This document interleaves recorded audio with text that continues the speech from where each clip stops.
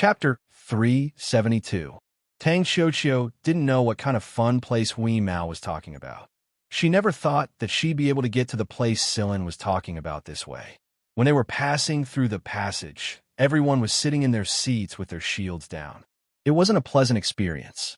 Silin put Tang Xiuqiu's shield to sleep, so Tang Xiuqiu didn't feel too uncomfortable during the journey from the League of Stars to the Mist Bodhisattva Empire. When she woke up again, they were already in the Mist Bodhisattva Empire. The monitor showed that it was still a starry sky outside, and nothing special could be seen.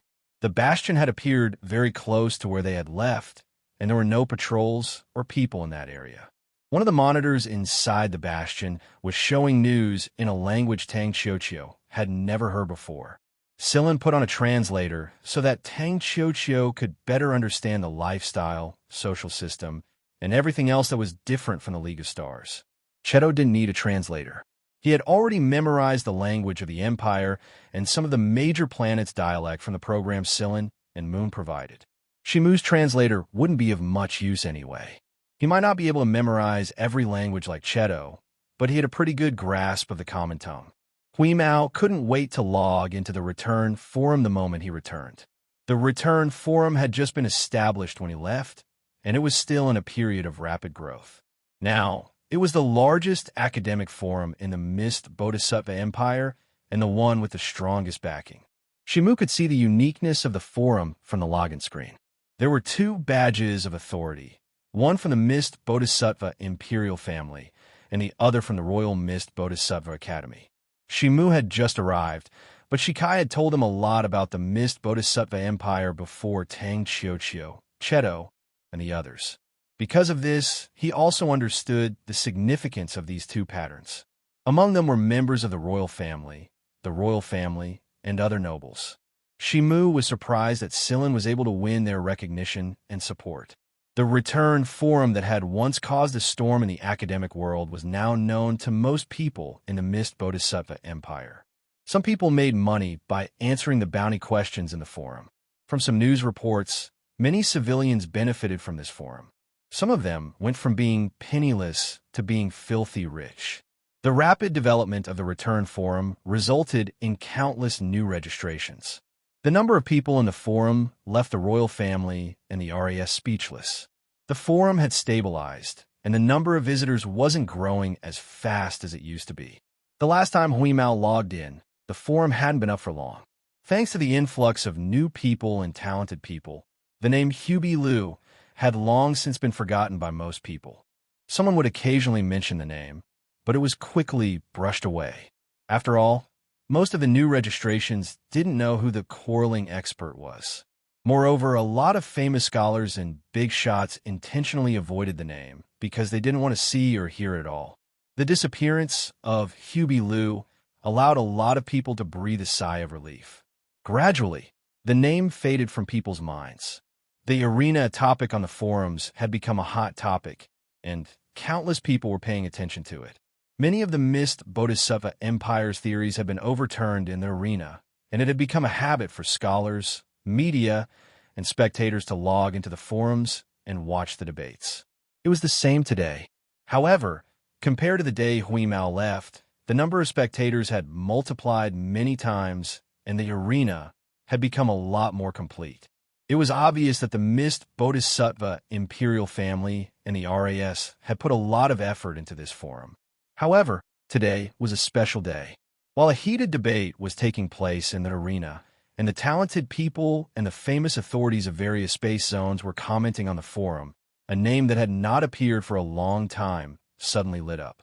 Then, when the arena was about to end and the next one was about to begin, a loudspeaker blared on the forum. "My children, I'm back." It was a very arrogant tone. There really wasn't a single person in the arena who dared to make a ruckus outside of the few famous authorities. That was why everyone who was discussing the arena just now stopped talking after Hui Mao's declaration. Some curious people wanted to see who this arrogant guy was, but they soon discovered that the arena's hegemon status was level 0. This time, some people started howling. "You're just level 0, my ass." A bunch of people started criticizing Hubie Liu one after another. However, Some people soon noticed that the celebrities who had been chatting just a moment ago had all fallen silent.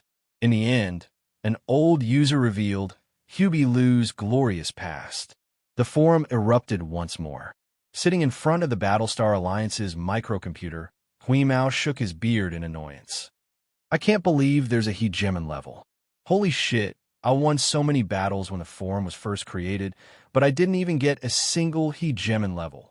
The winner of a debate in the arena would get a hegemon badge, and the number of battles they participated in and the number of wins and losses would be calculated accordingly to their hegemon level. However, it was set up later on when the arena system was perfected, and the overlord rank of the arena had also been implemented since then. Weez had left with Silin before that, so it must not have been able to fish out a rank yet. After Hui Mao logged in, Moon entered the forum as well. Sigma, Cheto, and Shimu were also registered in the return.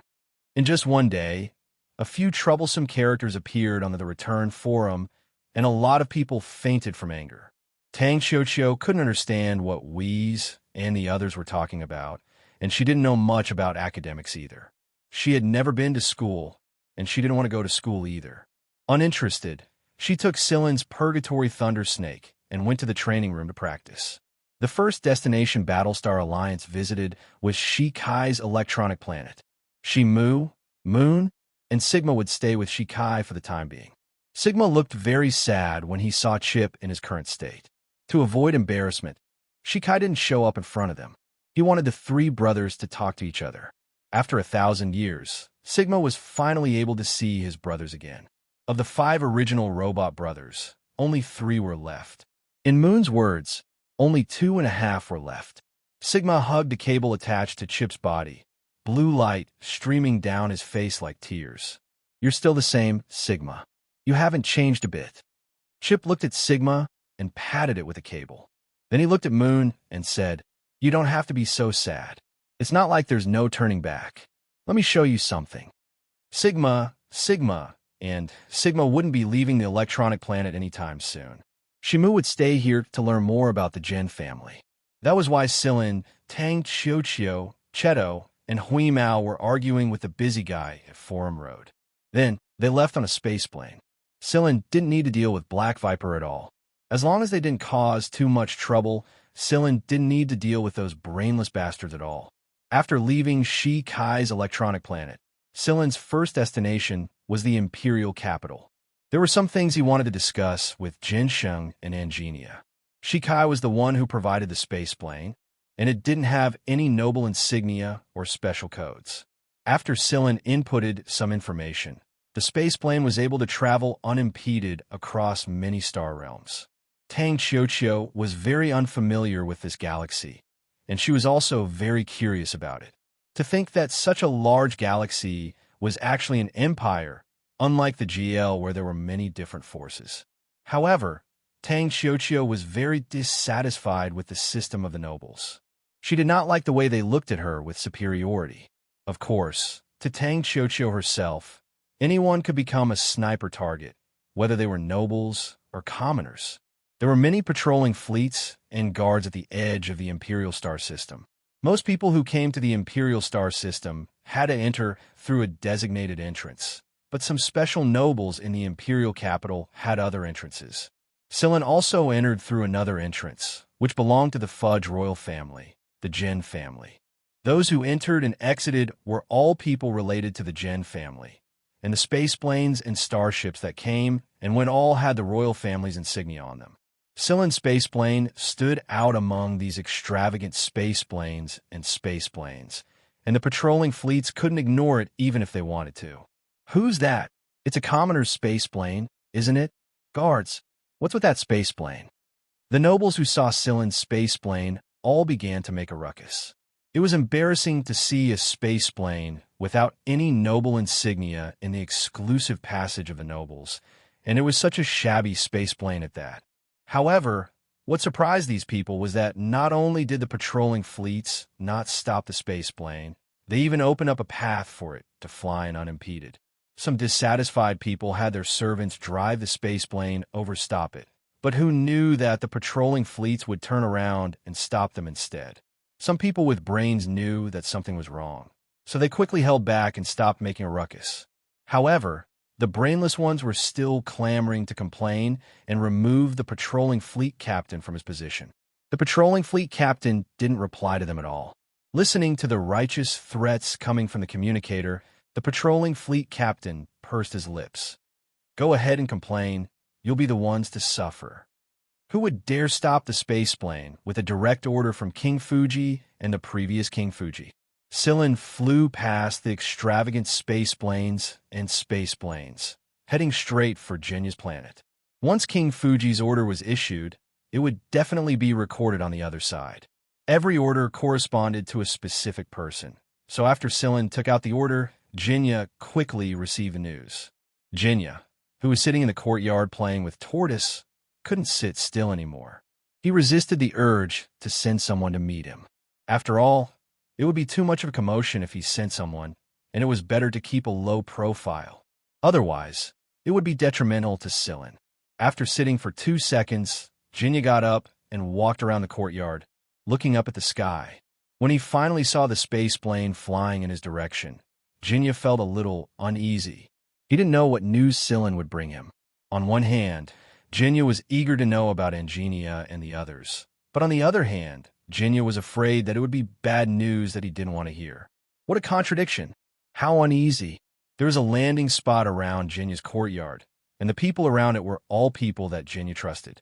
After receiving Jinya's notice, they quickly cleaned up the landing spot and received the space plane. They were already very familiar with Sillin. Although they were surprised that Sillin had left for such a long time, they didn't say anything. Firstly, their identities didn't allow them to do so. Every core member of the Jin family knew about Sillin and Jinya's relationship.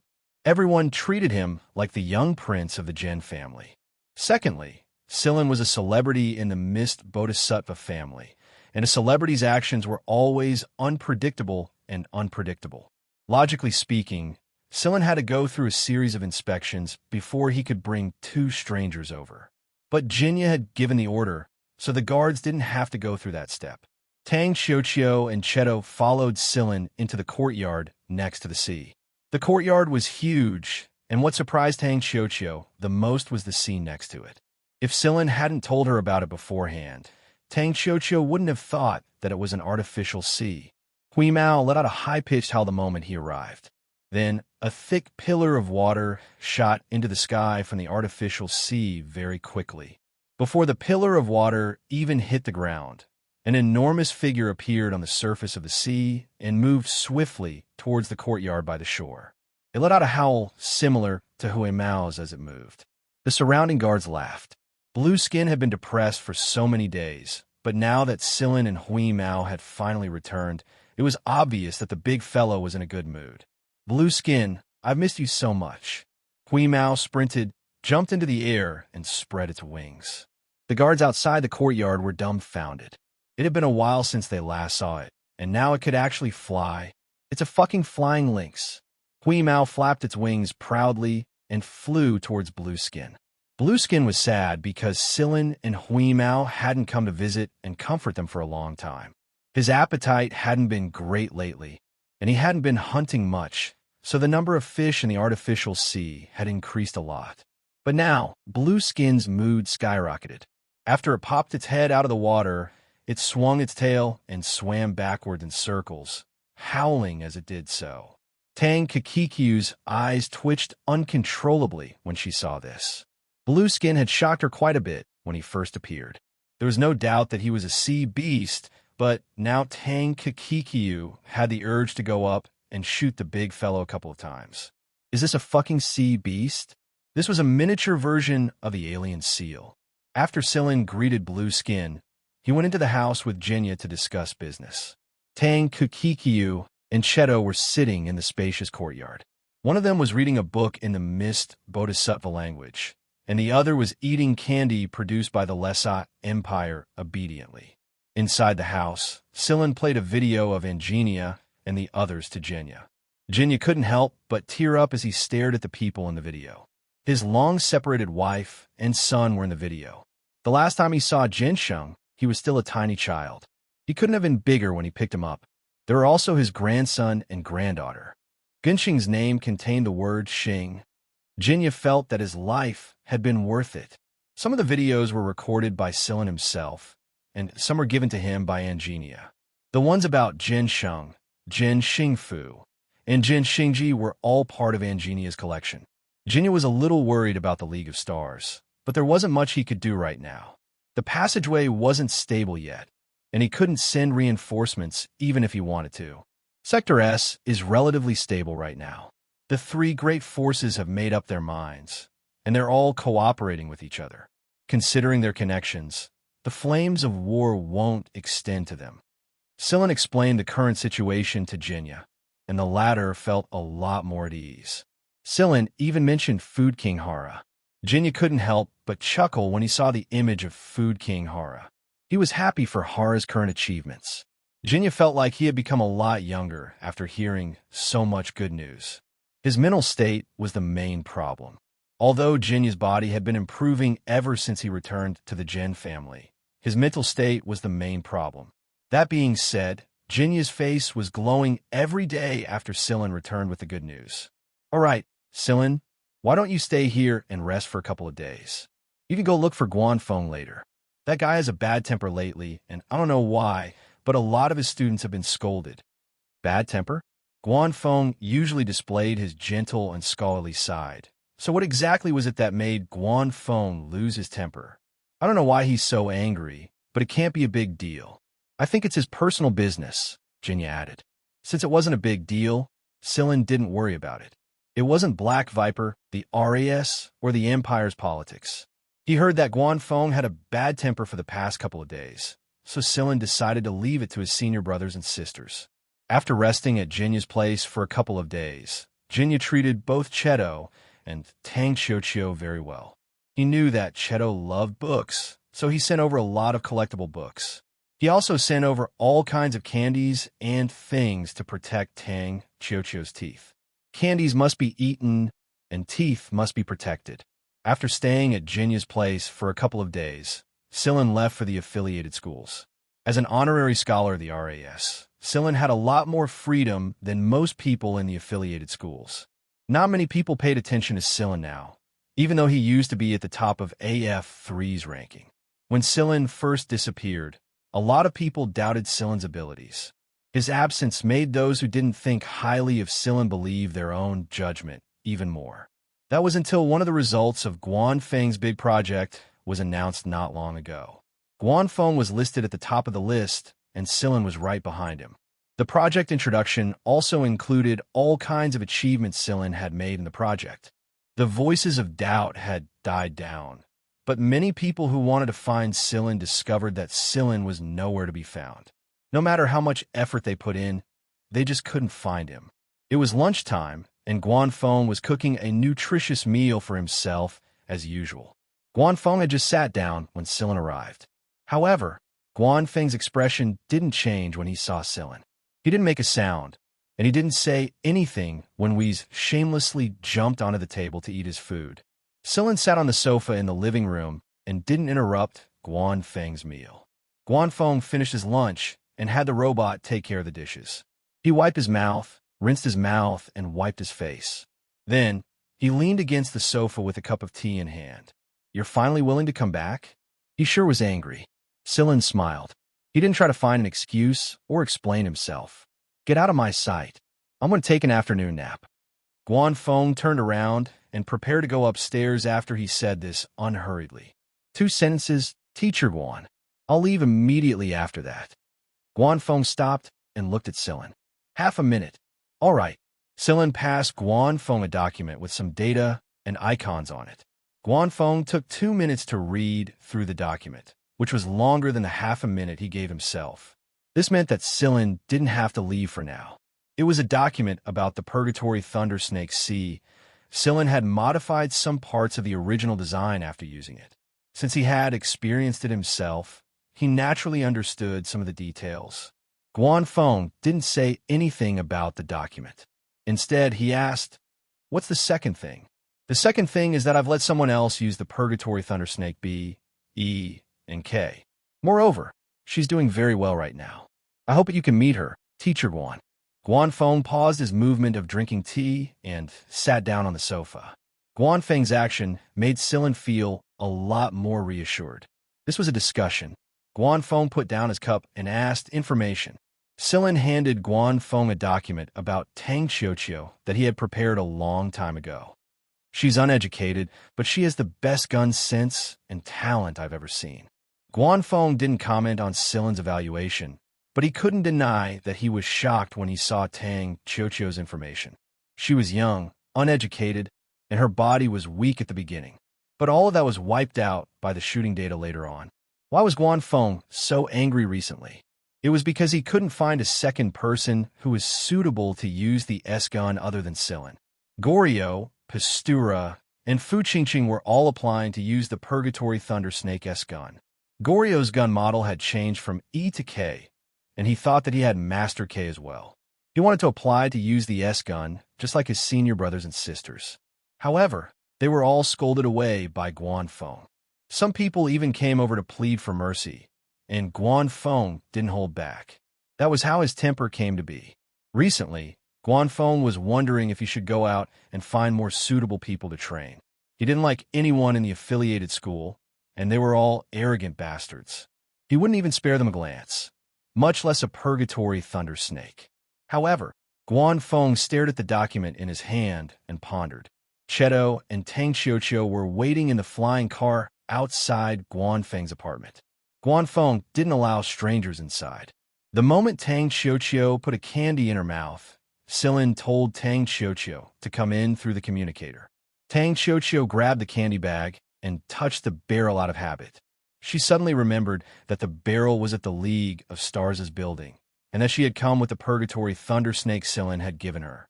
However, Sillin had put away the Purgatory Thunder Snake, so she didn't have a gun with her.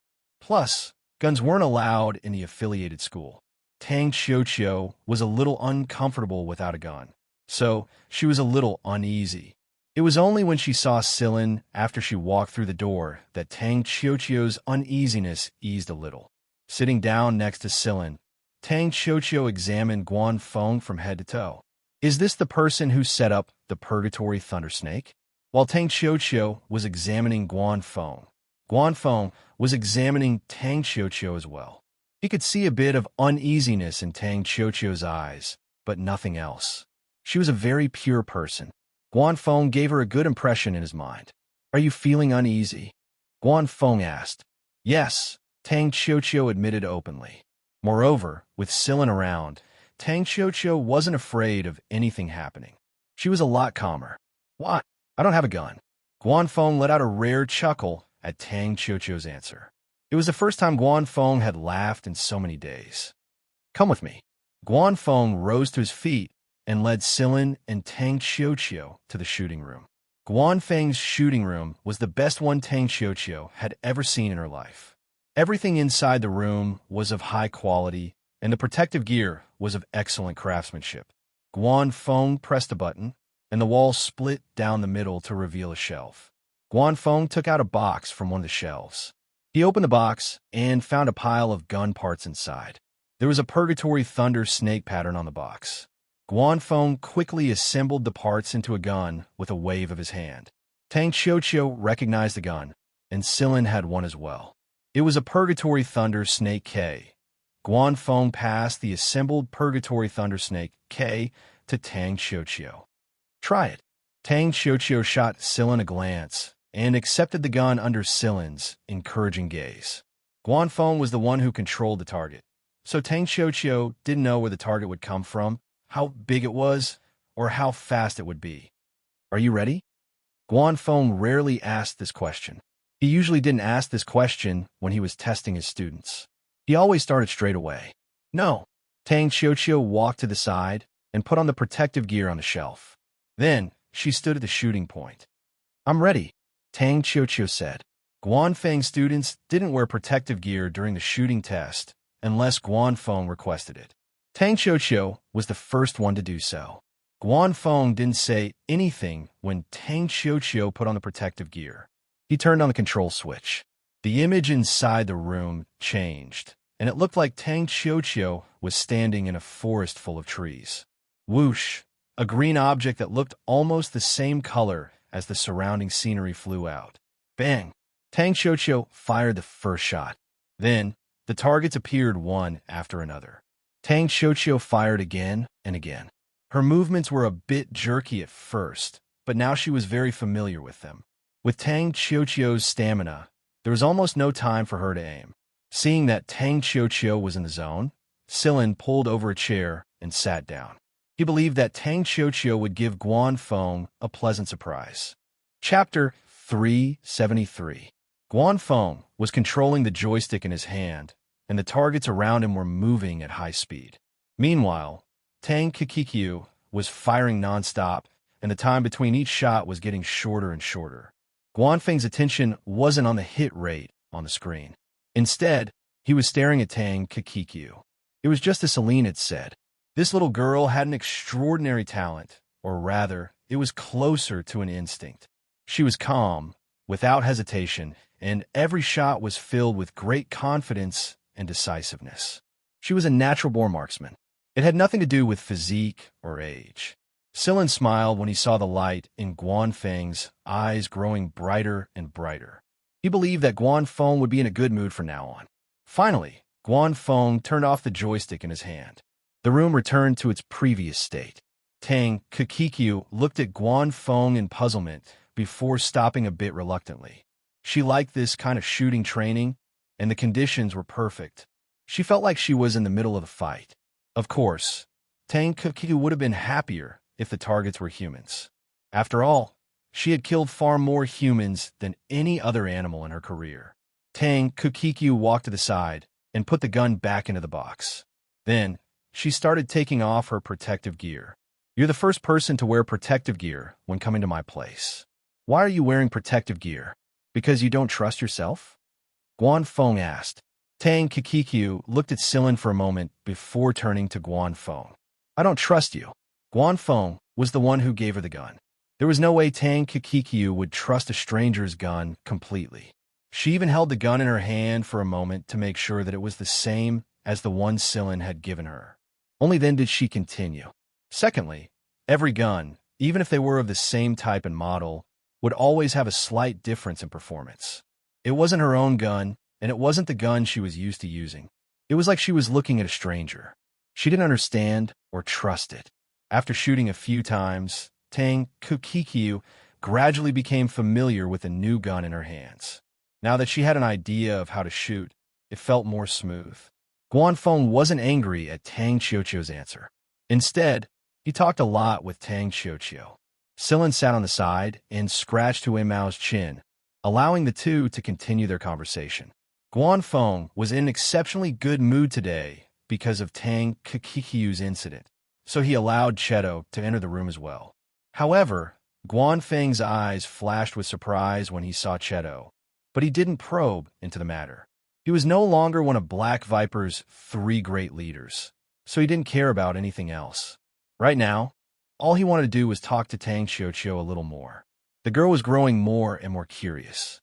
Due to Guanfeng's rare good mood and Tang Qiuqiu's performance, Guanfeng announced that he had accepted Tang Qiuqiu as his disciple on the same day. It wasn't easy to become Guanfeng's disciple. Guanfeng was growing more and more famous by the day, and a lot of people wanted to learn from him. He didn't care if you were a noble or someone else. Guanfeng didn't give face to anyone. Right now, Guanfeng had both power and money. He didn't lack either fame or wealth, so he wouldn't be able to recruit anyone even if he tried to pull some strings. Fuck off. This comparison made Tang Qiuqiu's uniqueness even more obvious. Although she wasn't as versatile as Silin, and her constitution wasn't as good as Silin's, Tang Qiuqiu's marksmanship was pure and unadulterated. It was pure talent that made Guanfeng feel like he had found a treasure. All right, Silin, I have something for you. You've been gone for a long time, so it's about time you finish a mission. Guanfeng tossed an electronic card to Silin. Silin caught it and pressed a button on it. A light screen popped up with a line of words on it. Invitation. It was an invitation for the selection test. It was time for the selection test again. The organizers had sent out a lot of invitations and counted which instructors had been invited. Silin looked at the description and some of the benefits and rewards. It was very generous. Money was one thing, but there were also certain privileges, such as access to the RAS warehouse to get materials. The RAS was very rich, and this wealth was mostly reflected in their research. Composite materials were one of them. Black Viper had Black Viper's patent, and the RAS was no slouch either. The RAS had produced a lot of research over the years, and Sillin had accepted Guanfeng's mission because he was interested in those composite materials. The Empire's academic world underwent a reform after the Return Forum appeared. The Mist Bodhisattva Empire, the Three Kings, and the RAS worked together to put in a lot of effort into the selection test. They changed the selection test time and the number of examinees. In the past, in order to participate in the selection test of the affiliated schools, one had to be recommended. Those without recommendation cards were not qualified to participate in the assessment test. However, after the reform, there was an additional requirement. In addition to recommendation cards, there would also be a certain number of places on the Return Forum. Those places were completely based on one's true ability, and it was purely academic. Although a lot of people still criticize the system, it was a lot better than before. It gave more people a chance. When Sillin and the others came, they came in a group of 3 people and a cat. When they left, it was 2 people and a cat. Tang Xiuqiu was left behind by Guanfeng. Guanfeng and Tang Xiuqiu were researching the world of firearms, so they didn't have time to pay attention to the selection test instructor's invitations. In Guanfeng's opinion, they could be ignored.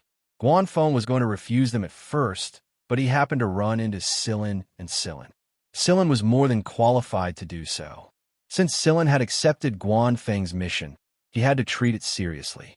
Of course, he had to take care of the exams he missed while he was away from the academy.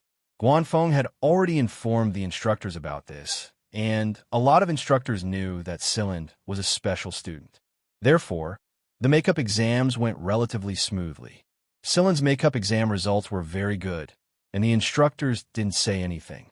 They weren't just giving face to Guanfeng, they were also giving face to Sillin.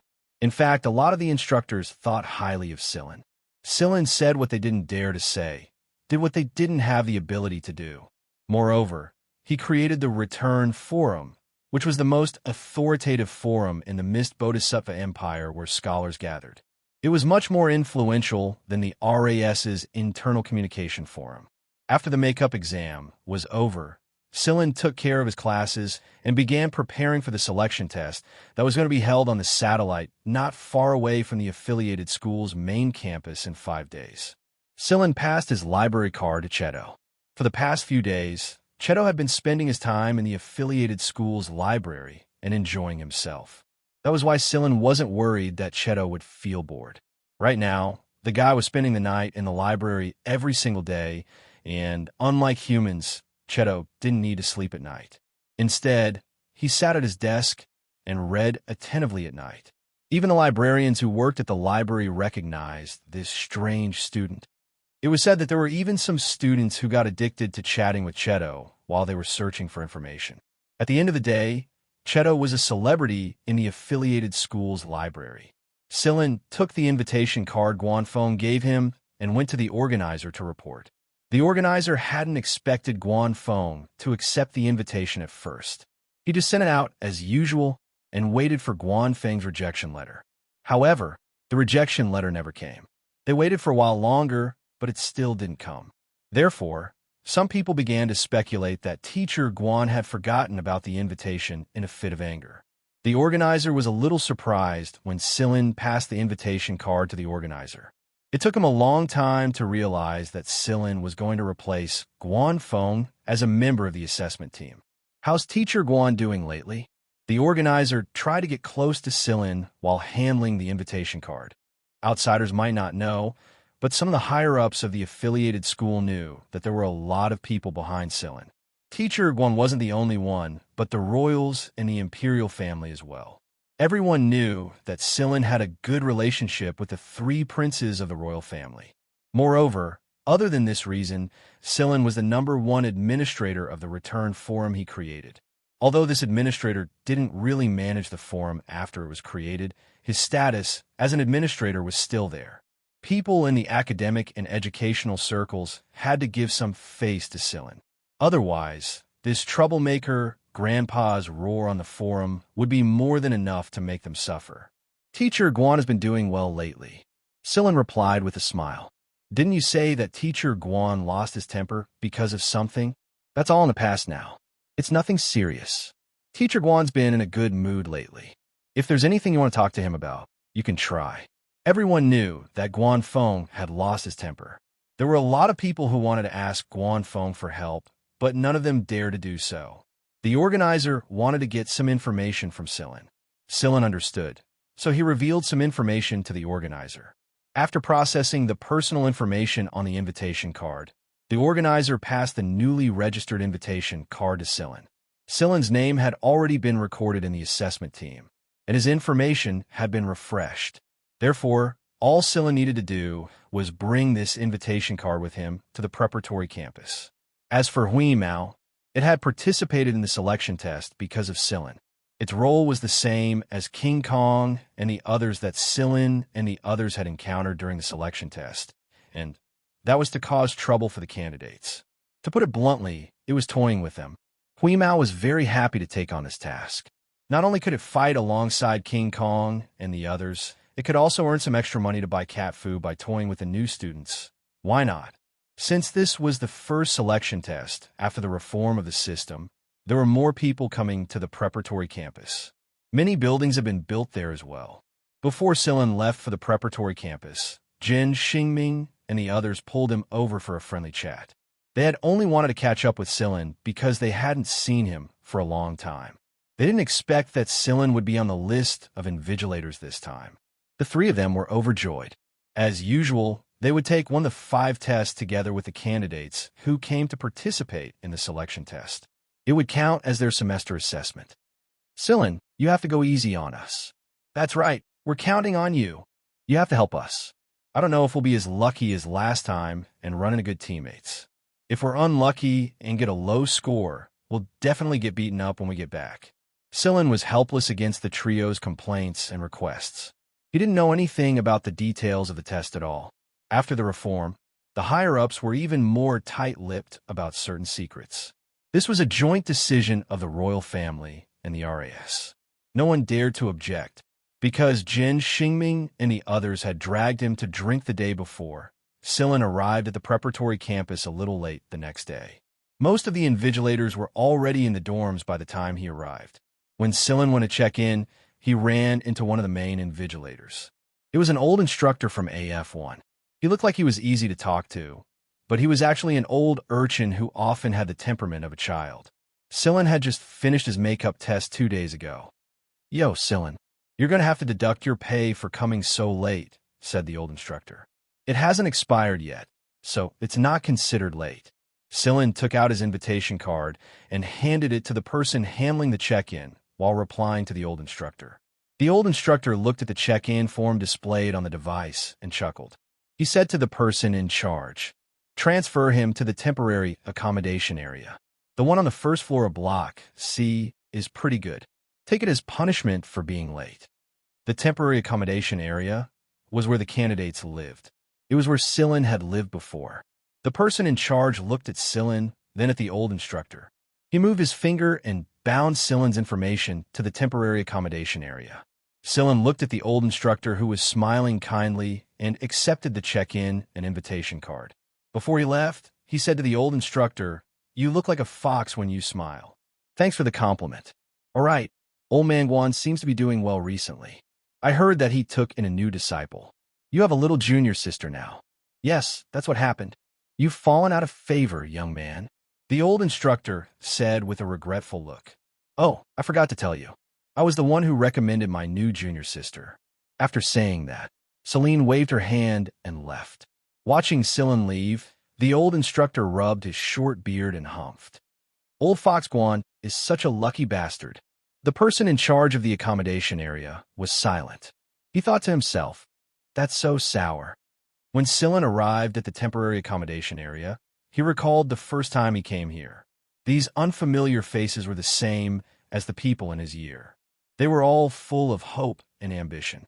From the preparatory campus planet, They could see the big official campus planet.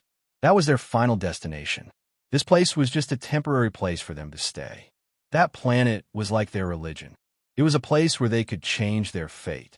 Some of these people were born poor, some were descendants of mutants, and some were nobles. No matter who they were, this was a rare opportunity. Building C, first floor, room 103? Right now, not all of the examinees had arrived. There were still 2 days left, and the members of the assessment team would arrive a little earlier than the examinees. This was because the assessment team needed to make a series of deployments and assignments, and there were still a few more meetings to be held after that. They would not be idle at all. Sillin swiped the card on the door and walked into the dormitory. The candidate's dormitory was definitely not as good as the assessment team's dormitory, but compared to the dormitories of many schools, this was already very good. Sillin was not dissatisfied with this. 2 of the 5 rooms in room 103 were already occupied. Sillin randomly picked one of the remaining 3 rooms. There wasn't much to tidy up.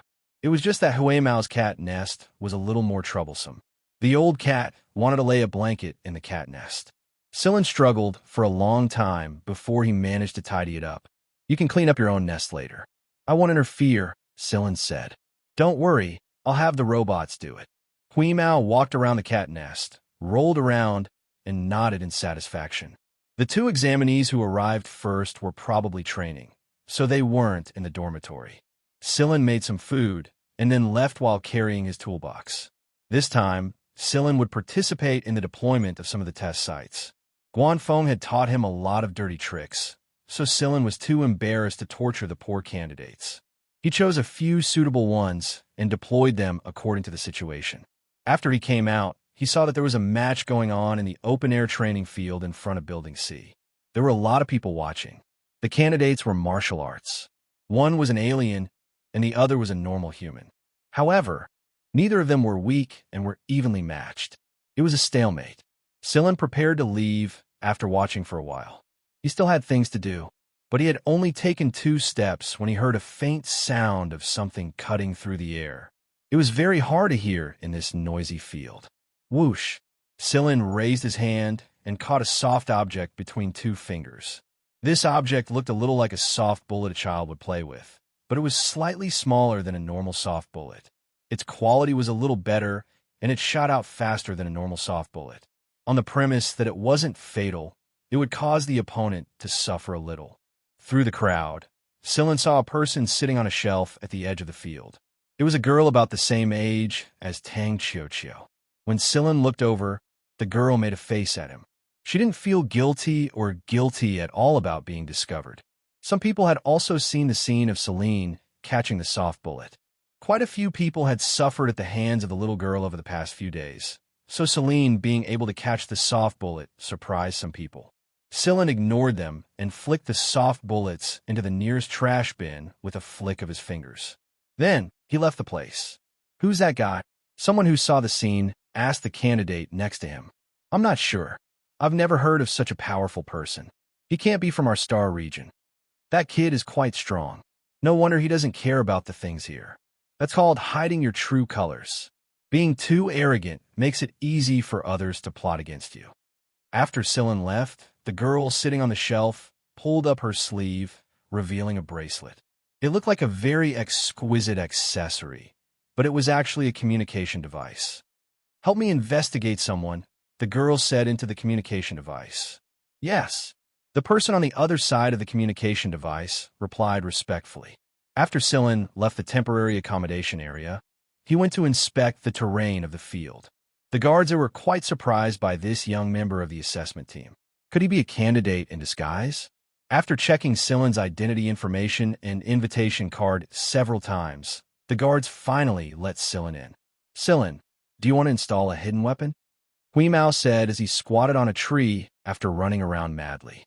Chapter 374. Huemao was the typical type of creature that built its own happiness on the pain of others, so it was especially happy to see those new students being tortured. However, what disappointed Huemao was that Sillin was only there to conduct an investigation and write a report to submit. The layout of the examination venue was suggested by the various instructors of the assessment team. Before the event began, the person in charge would filter and arrange the candidates based on the reports submitted by the various instructors. Therefore, until then, no one would know which of the suggestions would be adopted and which assessments would be arranged. Not every tutor in the assessment team would be assigned this task. Only Scylla had been assigned it. So, Scylla had to sort out a report and submit it before the next meeting. This was Scylla's first time doing this, so compared to the other tutors in the assessment team, he needed to spend more time and energy on research and practice. The instructors who had taken the test in the past only needed to refer to their own reports. Scylla, on the other hand, needed to make a rough assessment of the temperature, humidity, air pressure, species, terrain, and so on in this area. Although these data had been published on the instructor's public platform before, Scylla hoped to personally experience it during the process. The next morning, Scylla returned to the dormitory. The dormitory was already full. When Scylla entered the room, people were sitting around the dining table eating breakfast and gossiping. When they saw Scylla, the four looked at him at the same time. As they were sizing up Scylla also observed the four of them. One of the mutants was the one who had fought in the open-air training ground yesterday. There was also a mutant among the other three, and the other two were normal humans. "Hey, brother, you haven't returned all night. Where did you go?" One of them asked Scylla with a smile. "I had something to take care of." Scylla put a bag of food on the table and opened it for them to eat. "You guys eat. I've already eaten. It's still warm." One of them couldn't wait to grab it with his hands, not afraid of the temperature in the bag. Everyone introduced themselves to each other. The other two were nobles, but they weren't upper-class nobles. Perhaps for some reason, they weren't as arrogant as the other nobles, and they got along well with the other two. They didn't wear their family's emblem all the time, either. However, when Scylla revealed his name, one of them even joked, "Why you have the same name as the founder of the Return Forum?" There were many people named Scylla in the Empire, and most of them had never seen Scylla before. They even thought that the founder of the Return Forum was an upper-class noble. Therefore, when Scylla's name was revealed, the others didn't associate these two characters together. The Return Forum was very famous, but not everyone would pay attention to this founder. More people knew about the Return, but didn't know about Scylla. While he was speaking, the sound of a zipper rang out, and a cat's head popped out of Scylla's backpack. After looking around once, it jumped onto the table and took a piece of pastry from the bag. Then, it raised its tail and jumped onto Scylla's shoulder, starting to chew on it. It had just woken up and was hungry. "You have a cat? You actually brought a pet here." The few people at the table looked at Scylla in disbelief. Everyone who came here was full of drive and only thought about how to pass the selection test. Who would have a mind to take care of a pet? They weren't women, so they weren't that meticulous. However, although servants weren't allowed to bring here, there were no restrictions on pets. Scylla looked at Hui Mao, who was focused on eating, and smiled. "This guy is quite easy to take care of." "Indeed, your cat isn't a picky eater," one of his roommates commented, thinking that he knew the truth.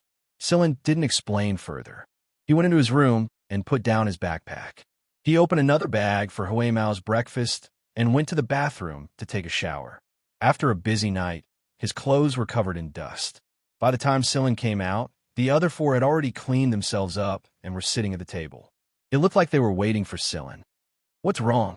Scylla asked. "Chuck is going to the shooting range to compete with someone. We're all going to cheer for him. Are you coming?" One of them asked. Chuck wasn't a mutant, but he had a good physique and fast reflexes. Although she looked a little bashful, if the coldness under this bashful surface was revealed, it would be hard for others to bear. Dual personality. That was Scylla's first impression of Chuck.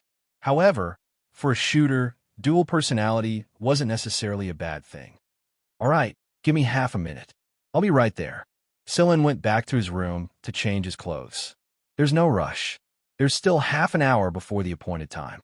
Havin, the mutant that Scylla had met at the open-air training ground, said nonchalantly. Hui Mao didn't follow Scylla this time. He was going to discuss strategies with King Kong and the rest later. Scylla was a little skeptical about the strategies Mao mentioned. However, since it was the animal's business, Sillin wouldn't interfere. Even the person in charge didn't care, and let the animals do whatever they wanted.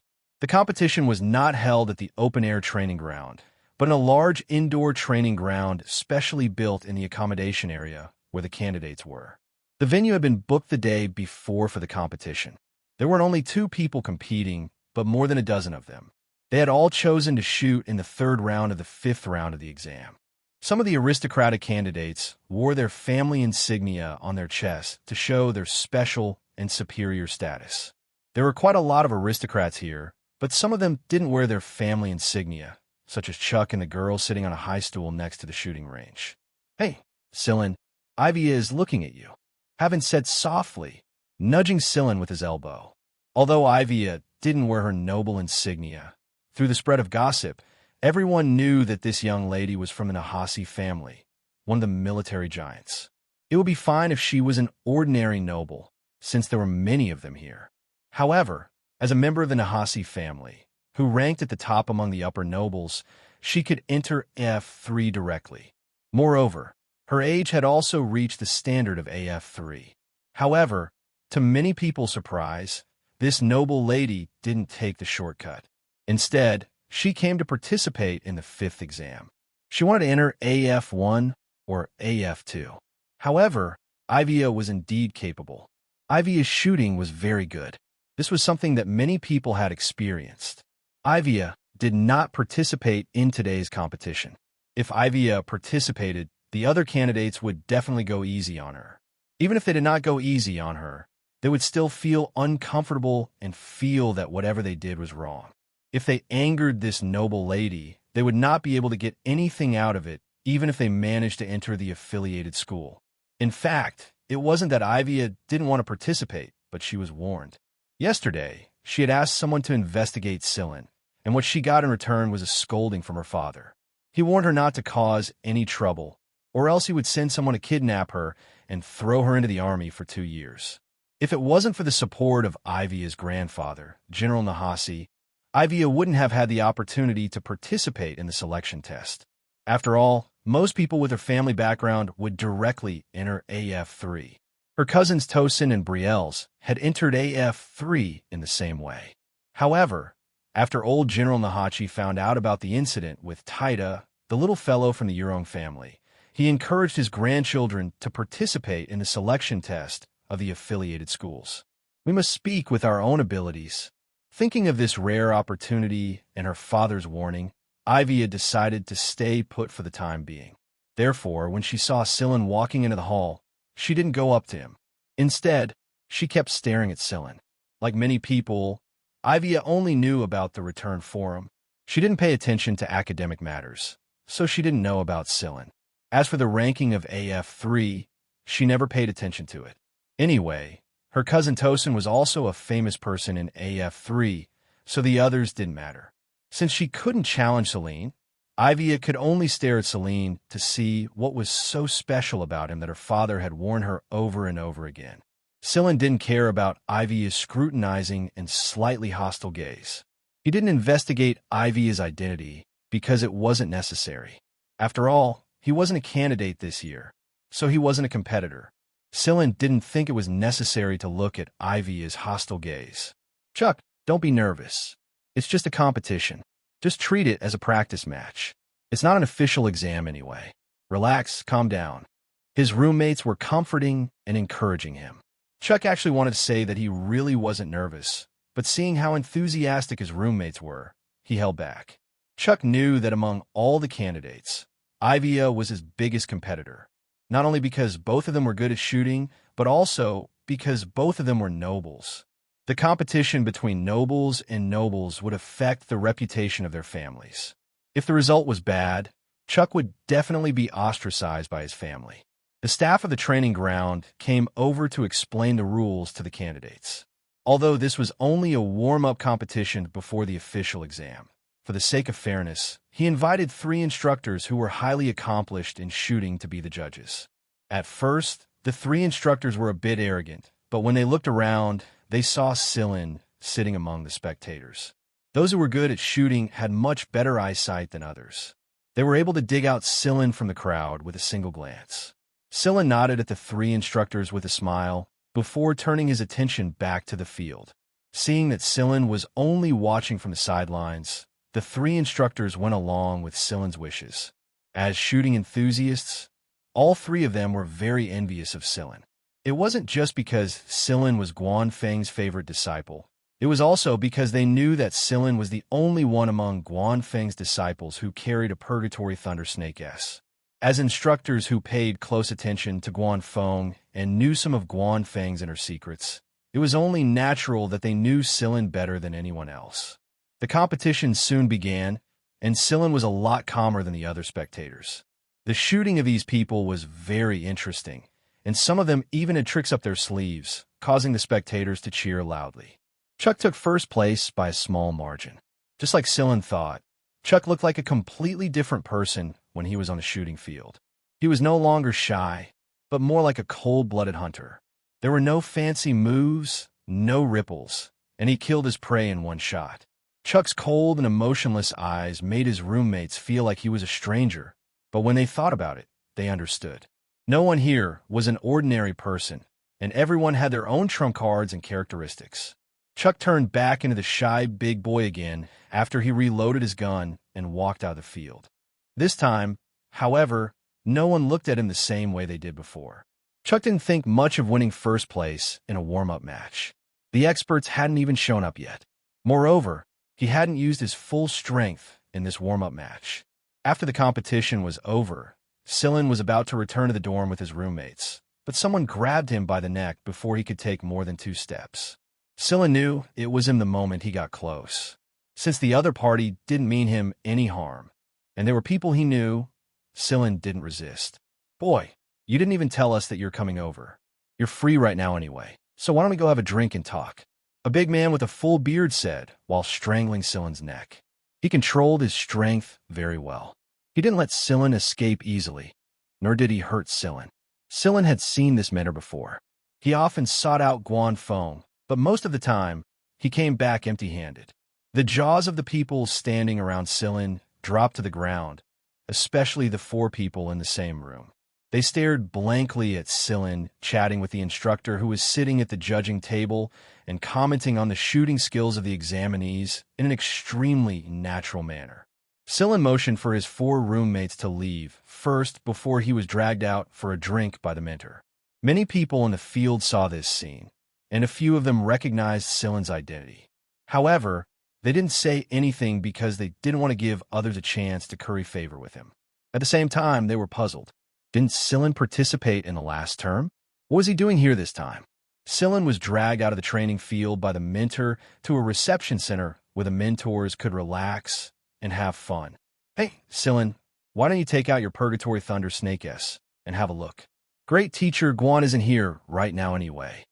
The bearded mentor wasn't in the mood to eat the sumptuous meal on the table. He rubbed his hands and said to Scylla. Scylla picked up a piece of meat with his chopsticks and put it into his mouth. After he was done, he answered politely, "No, you're too stingy. It's not like you'll lose a piece of meat just by looking at it, but it will miss fire." "Nonsense. Do you think a Purgatory Thunder Snake can miss fire?" In the end, the bearded mentor failed to pry the Purgatory Thunder Snake S out of Scylla's hand. When Scylla returned to his room, Huimao hadn't returned yet. The other 4 looked at Scylla strangely. "Scylla, you're not some big shot, are you?" Hawan asked. "No, I just know that mentor." "Just forget it. Since you're not willing to tell me, I won't force you."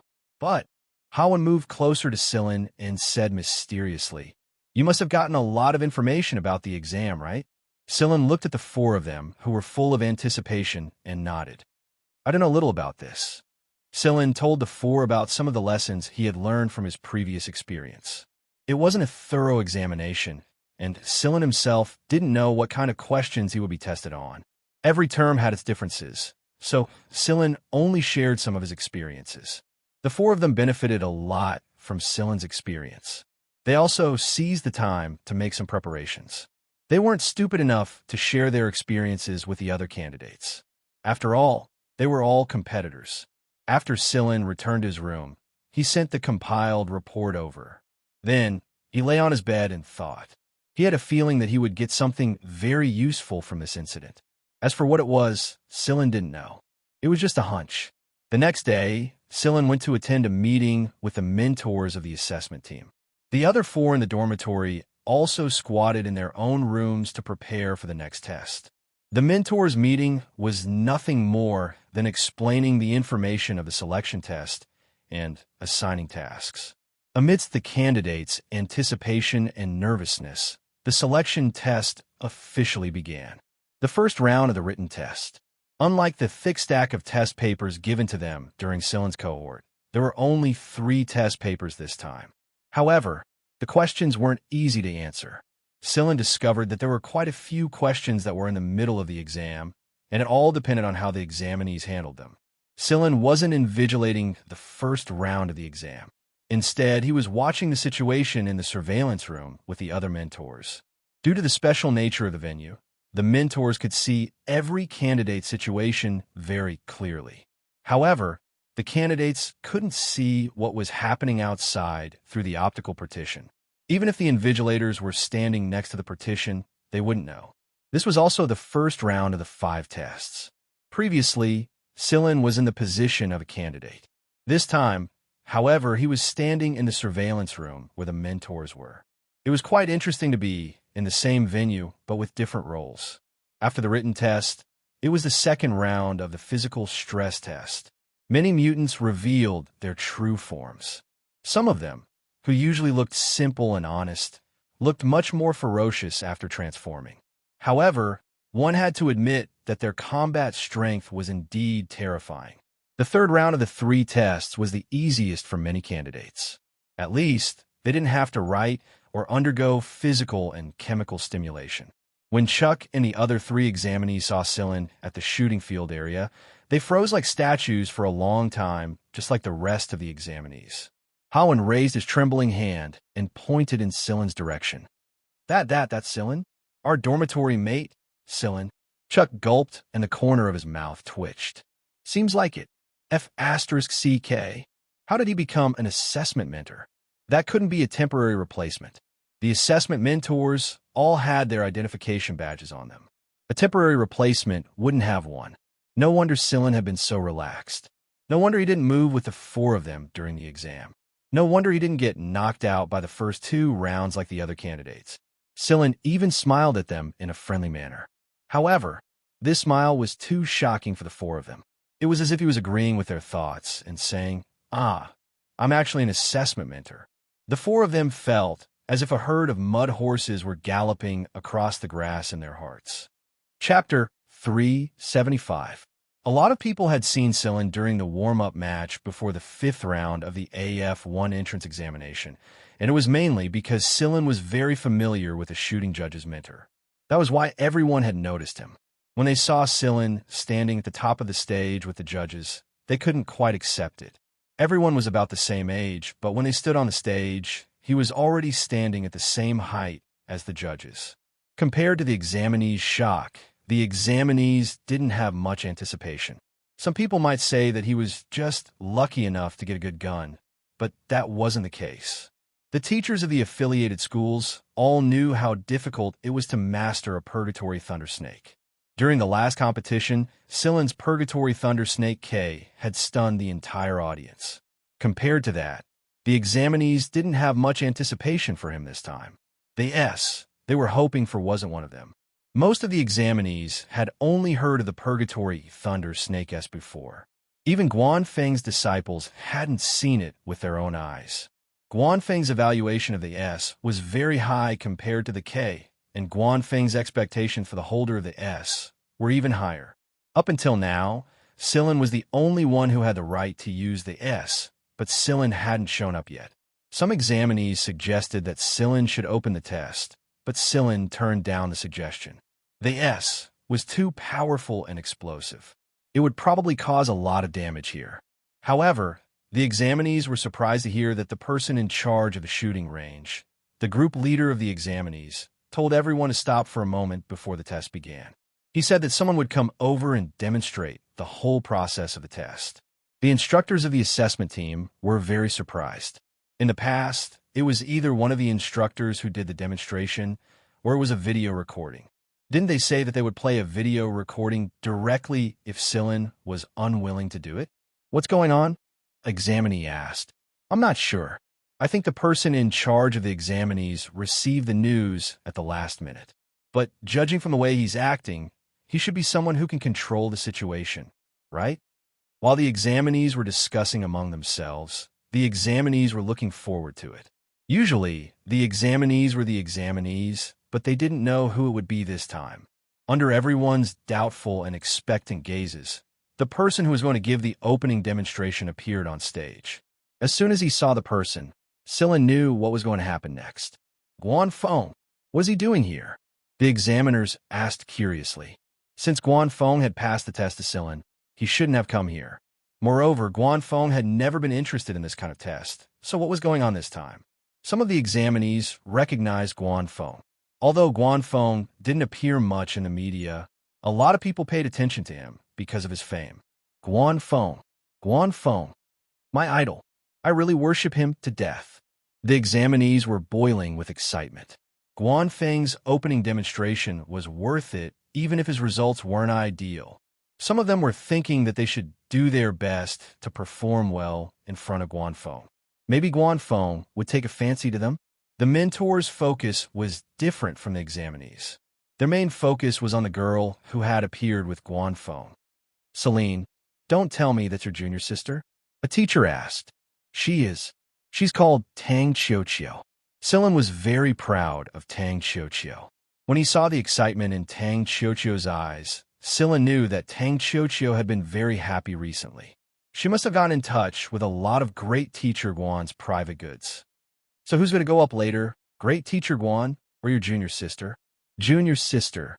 Although Guanfeng hadn't told Silin beforehand, Silin knew that Great Teacher Guan had come to show off. Guanfeng sat down on a chair at the side of a fan-shaped testing field after he walked into the field.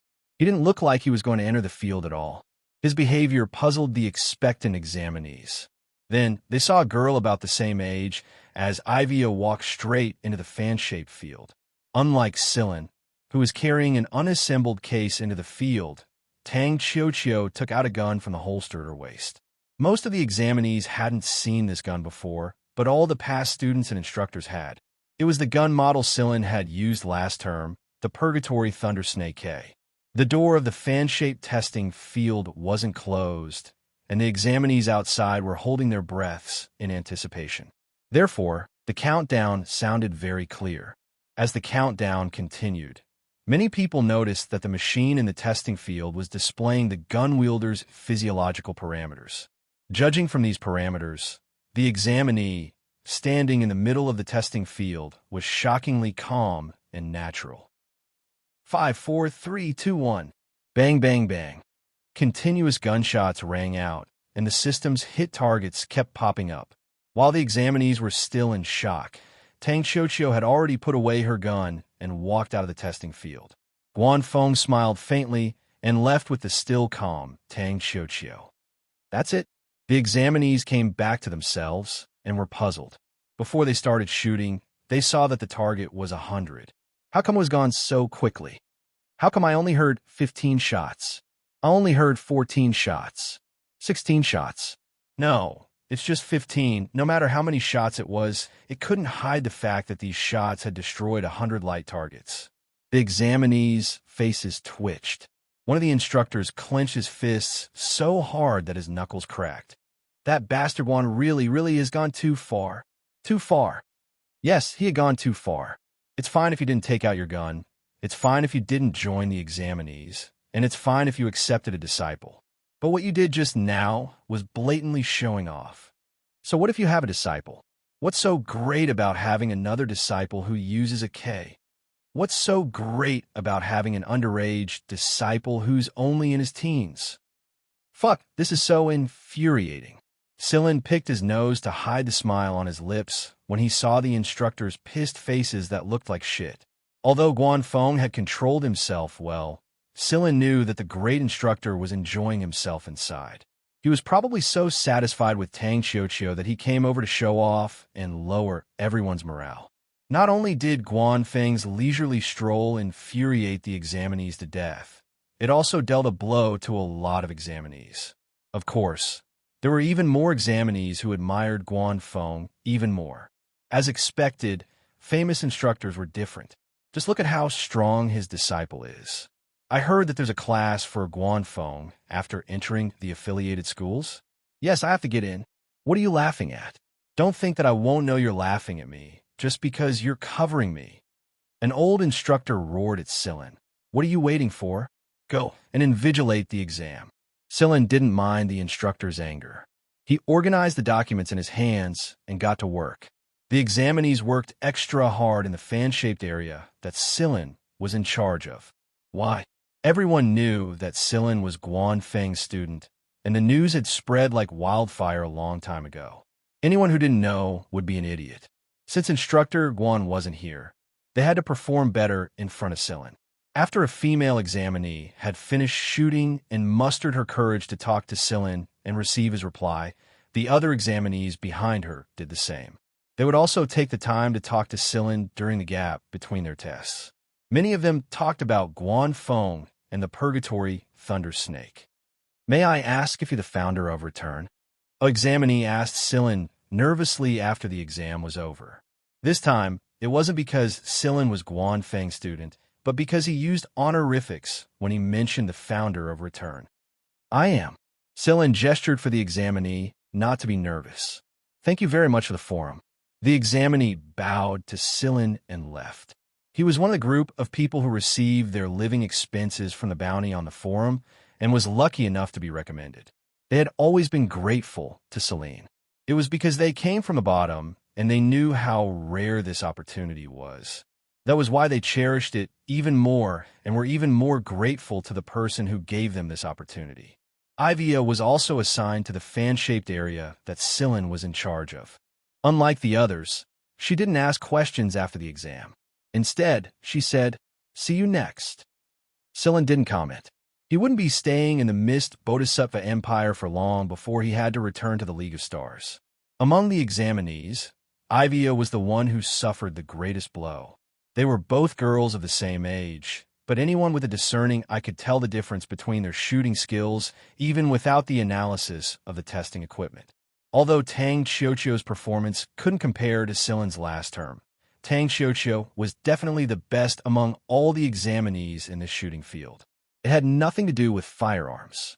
Even if she was given an old rifle that she had never touched before, she would still be able to achieve shocking results.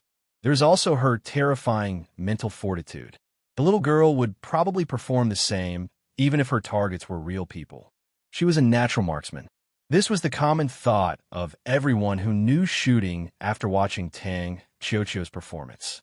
After the 3 rounds were over, Han wanted to take the opportunity to ask Sillin about their results in the past few rounds, but time didn't allow for it. He was dragged away right after the round was over to participate in the next round. Fortunately, there were no additional matches in the 3rd round. However, Sillin felt that the 4th round would probably be more difficult than the previous one, even though the additional matches had been canceled. Huimao hadn't returned for the past few days because he was busy discussing strategies with King Kong and the others. Judging from the special way those animals thought, the examinees probably weren't that lucky. Jin, Xingming, and the others had come to team up with Chuck and Han because they were Sillin's roommates. Even if Sillin's roommates were unreliable, they couldn't be trash, could they? Before entering the testing area, King Kong sauntered past the entrance. It had been a long time since they last met, and King Kong had grown a lot taller and stronger. Even though there was some distance between them, the examinees in front of the entrance still felt an invisible pressure. When passing by the entrance, King Kong paused and looked at the examinees standing at the entrance. Then, he calmly raised his hand and dug his nose with his thick fingers. Once he was done, he flicked his finger on the ground. A pile of sticky stuff was lying on the ground. The examinees. They had to be careful not to step on that thing when they entered, or they would be so disgusted that they would puke. Sillin was glad that he hadn't run into a situation like this, and that Taida had taken a back door. Otherwise, he definitely wouldn't have been able to pass so easily. After flicking his nose, King Kong twisted his big butt and left, leaving the flustered examinees behind. They suddenly felt a mountain of pressure on them. Scylla stared at the forest in the distance. King Kong's behavior just now was probably a signal from Huimao. Scylla saw the gray shadow when King Kong left just now. As a member of the assessment team, Scylla did not enter the testing area. The former students of AF1 and AF2 had already gone in to cause trouble, and the animals who liked to cause trouble for no reason were starting to stir as well. Scylla adjusted the coordinates on the light screen in front of him. His main focus was on Jin, Xingming, and the others. After all, they knew each other and would definitely pay attention to this. Many of Scylla's suggestions regarding the deployment of the testing area had been adopted in the report he submitted. However, everything else was insignificant compared to the trouble Huimao and the others had caused. Due to King Kong's performance at the entrance of the testing area, the examinees were very careful about where they were stepping after they entered. However, traps didn't only exist under their feet. A group of examinees heard a roar similar to that of a leopard when they were completely disoriented in the forest. Moreover, they couldn't determine where the roar came from at all. Sometimes they thought it was coming from the left, but the next moment it was coming from the right, and in the blink of an eye, another roar came from the front. The examinees who had been maintaining a high level of nervousness were now driven crazy. They threw rocks in all directions, but it was useless. A black shadow flashed by, bringing with it a dense smell of blood, causing the already tense nerves of the examinees to become even more taut. People had died in this testing area before, be it the examinees of AF3 or the new examinees. No one would be careless when they came here. Scylla stared at the collapsed cat and leopard on the monitor and shook his head. Huimao loved to create a sense of tension in people, so Huimao had specifically consulted Cheto for this game. Cheto was reading a book at the time, and he answered Huimao's question. Humans are different from you. When they come into contact with nature, they will develop a sense of fear. Every one of them will develop a self-awareness of the things they have experienced during their growth, and their self-awareness includes the harm they have suffered during their growth. This harm will form a fear that will slowly accumulate. This fear may or may not show up on normal days, but it is true that it is hidden inside their bodies. As a deep layer of fear that is hidden inside their minds, it is possible for it to form some symptoms under enough pressure, such as hallucinations, schizophrenia. As an animal, or more accurately, as a half-animal, Huimao couldn't understand the fear Cheto was talking about. He had always been at the top of the food chain, so Huimao didn't know what fear was. However, Cheto's words had given Huimao a lot of inspiration. Fear was not necessarily a physical entity, and the hunter did not have to really stand up. It was just like when it played with sparrows. It liked to watch those sparrows chirp and fly around in panic, but it would not directly swallow them in one bite. Other than this group of pitiful examinees, there were a few other groups who had been fooled by Huimao and other wild beasts. One group was so focused on the flying cat that they ignored the giant King Kong's booger that they didn't dig a hole in the ground, but it was covered in dust. The psychological damage was greater than the physical damage. The examinees weren't afraid of bleeding or pain, but what would you think if your legs were covered in the sticky booger of a large animal? Or if you found a cat peeing upstream of the stream you just drank? The sea, land, and air were all traps. At the beginning, the examinees who were unwilling to meet the previous term's students became more and more adorable as time went on. They were 100 times cuter than those F*** king animals. When the examinees finally walked out of the testing area one by one, those who had strong mental fortitude were fine, but those who were weaker were vomiting and having diarrhea. Those who had eaten half a caterpillar were so weak that they looked like they were on the verge of death. The wrong road signs leading directly to man-eating salamanders weren't a big deal. The things that they felt uncomfortable at the beginning became more and more insignificant as time went on. They really couldn't imagine how those F***king animals could come up with such strange tricks. Huimao was having a great time. It wouldn't hurt the examinees, of course. It would only hurt them physically. It was having a great time, and it was earning money that it could buy a lot of cat food when it got back. It was a very good deal. Just when the examinees thought that it was finally over, a gray figure flew across the sky. The relaxed nerves of the examinees who had just been teased tensed up once more. Then they saw the damn fatty who could fly and had caused them a lot of trouble, flapping his wings smugly and crouching down on Silen's shoulder. He was even bragging about his achievements to the senior instructors in a very familiar tone. To borrow the words of the instructors at the shooting range not long ago, this was too much. In comparison, Jin, Xingming, and the others had a relatively smooth journey. As long as Hui Mao didn't cause them any trouble, everything would be fine. Havin, Chuck, and the others listened to the complaints of the other examinees after they came out of the testing area. They were glad that they didn't run into that fat cat. No, they should be glad that their roommate was Silen. It was because of Silen that they were able to team up with Jin, Xingming, and the other two and avoid being played by that fat cat. The examinees were given some time to rest after the test. After most of the examinees had left, Chuck walked into a room where an old man was waiting for him. It was the same old man that Silen had run into on his way here. He had someone assign Silen to the examinees' dormitory and assigned him a floor. "Do you know why I assigned you to that dormitory now?" The old man said with narrowed eyes. "I do. Thank you." Chuck was very respectful in front of the old man. This was his teacher's teacher, and it was because of this old man that he was recommended to that dormitory and received a lot of benefits. Your success in the test isn't the only benefit. It's also the fact that you got to know Silen. Celine, he's much stronger than you think. Chapter 376. The examinees who had come from afar were a lot more relaxed after the fourth round. They were already here, and all they needed to do was endure the last round of interviews. Interview. This was an important stage for a mentor to choose a student. Whether a student could gain the favor of a mentor and be chosen by their ideal mentor was an important stage for many people. However, for those who had already contacted their teachers, this last round was just a formality. For example, Chuck had been in contact with that old teacher for a long time, and the two of them had a relatively close relationship. As long as Chuck survived the 5 rounds, he would be able to leave with that old teacher after the selection test was over. He wouldn't have to go through the interview and wait for the results like the others. "Have you made your choice, Silen?" A teacher asked. Silen sorted out the examining materials in his hands and answered, "I'm in the 3rd interview area." "The 3rd interview area?" A nearby teacher looked at the examining materials in his hands and murmured, "There's no special seedling there, is there?" Ivia was assigned to the 1st interview area.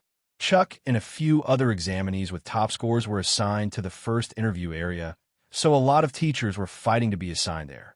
However, there was a limit to the number of teachers in each interview area, so it was impossible for everyone to go there. Other than the 1st interview area, which was crowded with experts, the other interview areas were evenly distributed. Some of the examinees were at the top of the rankings, and some were at the bottom of the rankings. The teachers who weren't assigned to the 1st interview area were a little displeased. At the same time, they secretly decided to take care of the examinees they were satisfied with in the next interview area. Guanfeng's incident had dealt a huge blow to the teachers, so unlike in the past. The teachers were very proactive this time. They all wanted to snatch an excellent student and show them off. After the reform, there were indeed quite a number of students who satisfied the mentors. Most of the mentors had already been selected, and the ones who came after were just a formality. Those who could persevere through the 5th examination, no matter how bad their results were still better than those who quit halfway. Some teachers had even contacted some of the students before the selection test, but most of them weren't contacted. They thought that Silen would go to the 1st interview area because of Guanfeng's support. Who would have thought that the kid would go to the 3rd interview area? Was Guanfeng not planning to accept any more students? It made sense. Guanfeng never cared about the selection test when he accepted students. He'd just take them in as soon as they caught his eye. This was the benefit of being in the upper echelons. They could take shortcuts and strike first. Silen walked straight to the interview hall in the 3rd interview area after he picked out the candidates' information from the 3rd interview area. The candidates outside the 3rd interview hall were originally a little dispirited because of what happened in the first area. Those who could enter the first area definitely had no problems, and the tutors were definitely good. However, when they saw Celine enter the third interview area, the dejected people became spirited. This was especially true for those who had done well in shooting. It was as if they were looking at Guan Feng standing right in front of them. A chance. The interview hall was circular. The mentors in charge of the interview hall sat in a circle, and the candidate who came for the interview sat in the middle. The eyes of the mentors were all focused on the candidate. Not everyone could guarantee a good mental state. The aura was too strong, and the pressure was too great. However, very quickly, this sense of nervousness was slowly blurred by the inconceivable questions raised by the tutors. Compared to the questions that they hadn't thought about for their entire lives, the candidates felt like they had lived their lives in vain. The pressure and awkwardness of not being able to answer a question. Those who were mentally stronger could come up with some nonsense.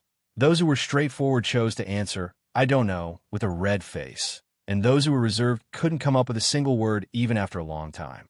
Compared to the constipated expressions of the candidates, the mentors were all smiling without saying a word.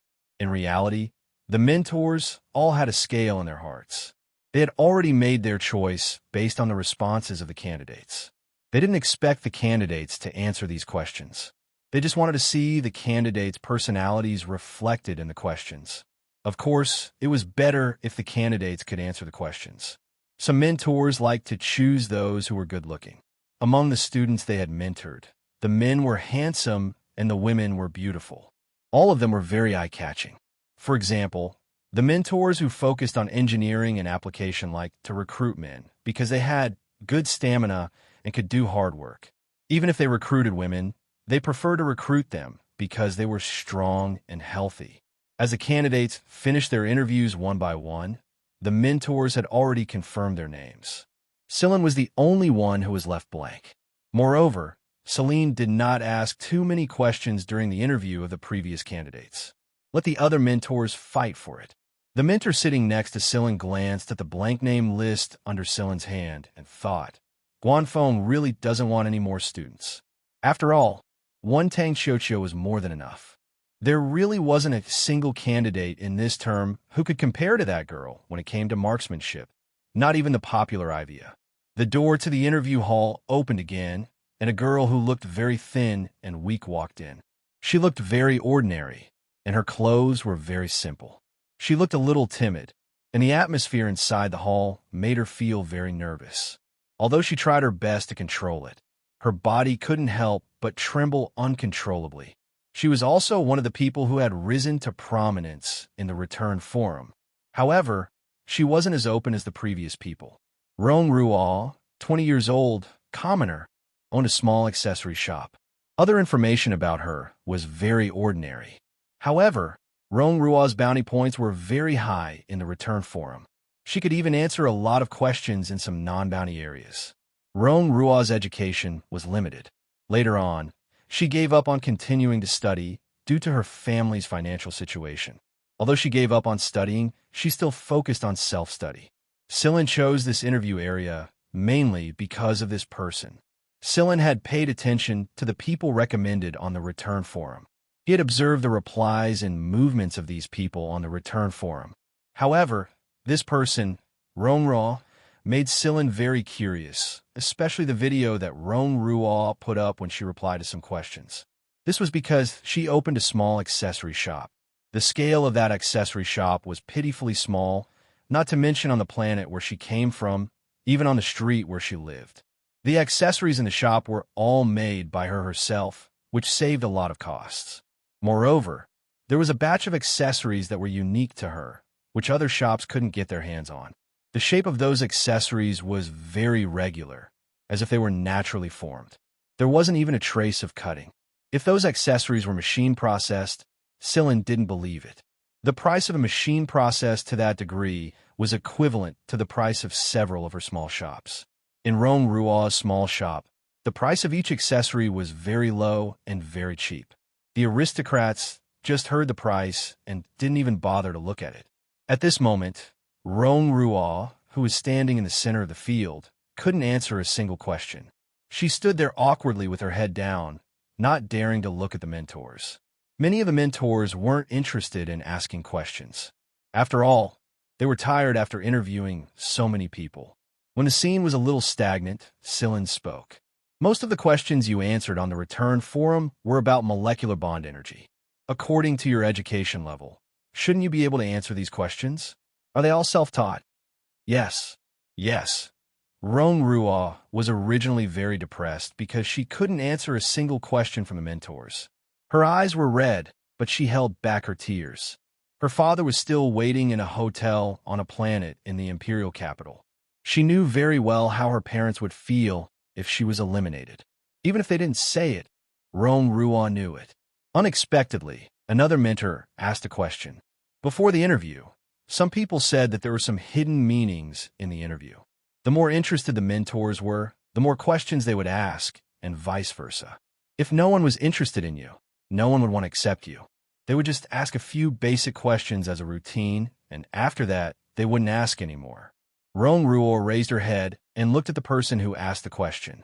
She knew the young man sitting there.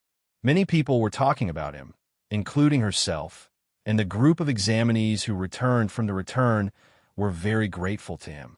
When she was in the dormitory, her roommates and the girls in the surrounding dormitories often talked about Sillen. Roan Ruah felt that if the things everyone talked about were true, such a person shouldn't be able to get close to, right? Seeing Sillen looking at her, Roan Ruah's face turned even redder. You have a water series of accessories in your shop. Can I have a look? Sillen asked. When Roan Ruah came in, he had noticed the crystal bracelet on Roan Ruah's hand. Yes. Yes. Roan Ruah hurriedly took off the bracelet on her wrist and handed it over with both hands. Her hand was still shaking when she did so. Sillen accepted the bracelet and smiled at Roan Ruah. Don't be nervous. You did very well. The surrounding mentors looked at Sillen strangely. At first, they thought that Sillen had only saved her because Roan Ruah had returned from the return. They didn't think that he would start looking at the bracelet again. Is he interested in this examinee? But the mentors looked at the ordinary-looking Roan Ruah again, and then checked her information. She was mediocre in every aspect, or more accurately, she performed very poorly in every aspect, and her marksmanship was the worst of the worst. After 4 rounds of tests, the written exam was the only one that saved her a little bit of face. Guanfeng would never accept a student like this. All the mentors present were certain of this. Sillen ignored the strange looks the mentors were giving him and stared at the bracelet on his wrist. The bracelet was made of transparent crystals the size of mung beans connected together, and these small crystals were of different shapes. Some were prismatic, some were star-shaped, and they were all very regular shapes. When he held them in his hand, he felt like he was holding a stream of water. Sillen analyzed the composition of the material. Unsurprisingly, most of these crystals were made up of water molecules. The giant sea beast crystals he saw in the underwater city of Sea Paradise were very similar to this one. The discovery made Sillen very happy, and the smile on his face grew wider. The mentors around him grew weirder and weirder, and Roan Ruah grew more and more nervous. She couldn't figure out what Sillen was trying to say. Every girl had a Cinderella dream, but Roan Ruah was much more rational than most girls after experiencing so much. Can you tell me more about this water series accessory? Sillen asked. Roan Ruah opened her mouth to say something, but stopped herself in the end. She seemed to be hesitating about something, and her face was bright red as she clenched her fists tightly. It's fine if you can't answer. Sillen handed the bracelet back to her. Do your best. Sillen nodded at the person in charge of the interview room, indicating that he was done with his questioning. The person in charge looked at the other mentors and saw that none of them had any intention of answering. He said, Next. After Roan Ruah walked out of the room with a pale face, the mentors asked Sillen while the next candidate was still waiting, Sillen, is Guanfeng looking to recruit more people? No, Coach One doesn't mean that. Plus, he's always the one who does the hiring himself. That's true. The mentors who knew Guanfeng nodded in agreement. But you seem interested in that girl just now. Sillin added Rong Ruo's name to the list in his hand and said jokingly, "I'm taking this one. Don't fight me for her. Who the hell would fight you for her?" However, out of respect for Sillin and Guanfeng, the mentors answered tactfully, "Don't worry, we're already at our limit. Any more and we'll run out of energy." It was only at this moment that the mentors remembered that Sillin was qualified to mentor students. Although he hadn't graduated yet, he was an honorary scholar of the RAS. Theoretically speaking, he did have the right to mentor students. It was just that he couldn't mentor too many people due to the limited number of spots. There weren't many candidates left, and the interview ended quickly. When everything was over, all the candidates had to do was wait for their communicators to be distributed. Most of the candidates who had passed the 5 rounds of tests were allowed to stay. Many of the mentors from the affiliated schools weren't here yet, so the number of candidates was about the same. On her way back to her dorm, Rong Ruo saw a lot of candidates who had finished their interviews discussing whether they would be notified by AF1 or AF2. They were gossiping about the mentors while they were at it. They weren't worried because they had good overall scores. Some of them were packing their things and preparing to leave. They were the type who had received the notice beforehand, which meant that they had contacted their mentors beforehand. When she returned to her dorm, the other 4 girls were also discussing the same thing. When they saw Rong Ruo, they asked, "How was it? Did any of the mentors pay special attention to you?" "Rong Ruo, you're in the 3rd test area, right? I heard that Sillin is there too. Did he ask you any questions?" 2 of the girls came over and asked curiously. The other 2 stood where they were with mockery in their eyes. As nobles, they felt that a lowly person like Rong Ruo had no right to be here. If it wasn't for the reform of the system, which commoner without a backer would come to this place? However, being able to come here once was not to be regretted.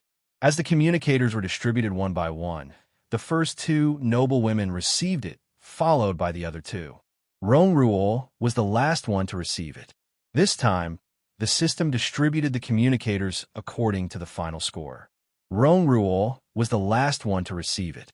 Seeing that Rong Ruo also had a communicator, the other 4 girls looked over. "I heard that those who pass the 5 rounds of tests will receive a communicator," one of the noble women said. This was the explanation for why Rong Ruo was able to receive a communicator. "Quick, let's see if it's from AF1 or AF2, and which mentor," one of the girls urged. Rong Ruo took a deep breath and turned on the communicator. A holographic screen popped up. On the holographic screen was a huge cat's head. "Meow, you're Rong Ruo, right?" The 5 people in the room were speechless. They had long heard about this cat. It wasn't just the cat's actions in the 4th round. Most importantly, it was Sillin's pet. It was Sillin's pet. For a moment, the other 4 didn't know what to feel.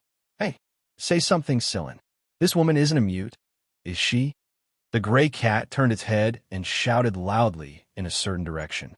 I am," Rong Ruo quickly answered. The gray cat on the light screen moved closer to take a look. Its cat head looked even bigger than before and took up the entire screen. "You're Sillin's student from now on. Amen, you're also my student. I'll protect you no matter what happens." Rong Ruo. Hui Mao ignored Rong Ruo's silence. He was currently immersed in the joy of having a student too. He continued, "Sillin doesn't have time right now. I'll come find you later." Then, Hui Mao disconnected the call and looked at Sillin, who was on a call outside the door. "Sillin, I'm going to pick up my disciple." Sillin waved his hand to indicate that he understood. Hui Mao jumped out and followed the signal to find Rong Ruo. Sillin was very busy right now. He was busy with his communicator. Ever since Sillin reported Rong Ruo's name after the interview, the news that Sillin had taken in a girl who didn't even look like much had spread. Many people tried to talk to Sillin. Jin Xingming and the others even came to inquire about the situation out of curiosity. Even Jinya asked about it himself. It was only after Sillin repeatedly stated that he wasn't looking for a wife and was only taking in a student that they suspiciously disconnected the call. Sillin. Chuck was conflicted after he said the name. Should he call him mentor, or should he call him by name? Neither seemed right. Just call him senior brother. We're all in AF1 anyway. Sillin put away the communicator and said to Chuck, "All right, senior brother Sillin, I'll see you in AF1. Chuck bid farewell to Scylla and left. There was a flying car waiting for him outside the dormitory to pick him up. The other people in the dormitory had left a long time ago. Chuck had purposely delayed his departure because he wanted to chat with Scylla for a bit. However, Scylla kept talking until everyone had left. Scylla looked around the empty dormitory room, put on his backpack, and closed the door. Another batch of students had left the dormitory room. After picking up Rua, Scylla returned to AF1. Since he was an honorary scholar of the RAS, Scylla was given his own lab. He was the one who chose the location of his lab, and Scylla's lab was located in a non-teaching area outside of AF1's main campus. Not everyone had a lab and training ground as big as Guanfeng's. Although the treatment wasn't as good as Guanfeng's, Scylla was satisfied. This was all he needed right now. Although Scylla's lab was a lot smaller than Guanfeng's and the academicians', it was still around 1,000 square meters in size. Before this, Scylla hadn't used it because he didn't have an independent project of his own. The zebra virus didn't count because he used Black Viper's stuff. Now that Scylla thought that he was starting a new project, it had nothing to do with the virus or guns. It was his own private project, and the results of the project belonged to Scylla alone. Of course, he had to bear all the research costs himself. Rua came to Scylla's lab after arranging the dormitory rooms. It was called a lab, but in her opinion, it was more like a factory than anything else. On the way here, Scylla had already told Rua that the main reason he was paying attention to her was because of her technology to create the water series of accessories. As for whether or not Rua would hand over the technology, Scylla didn't force her. Even if Rua asked for a high price, Scylla would still pay for it. However, Rua didn't ask for a price. Instead, she took out the technology of her own accord.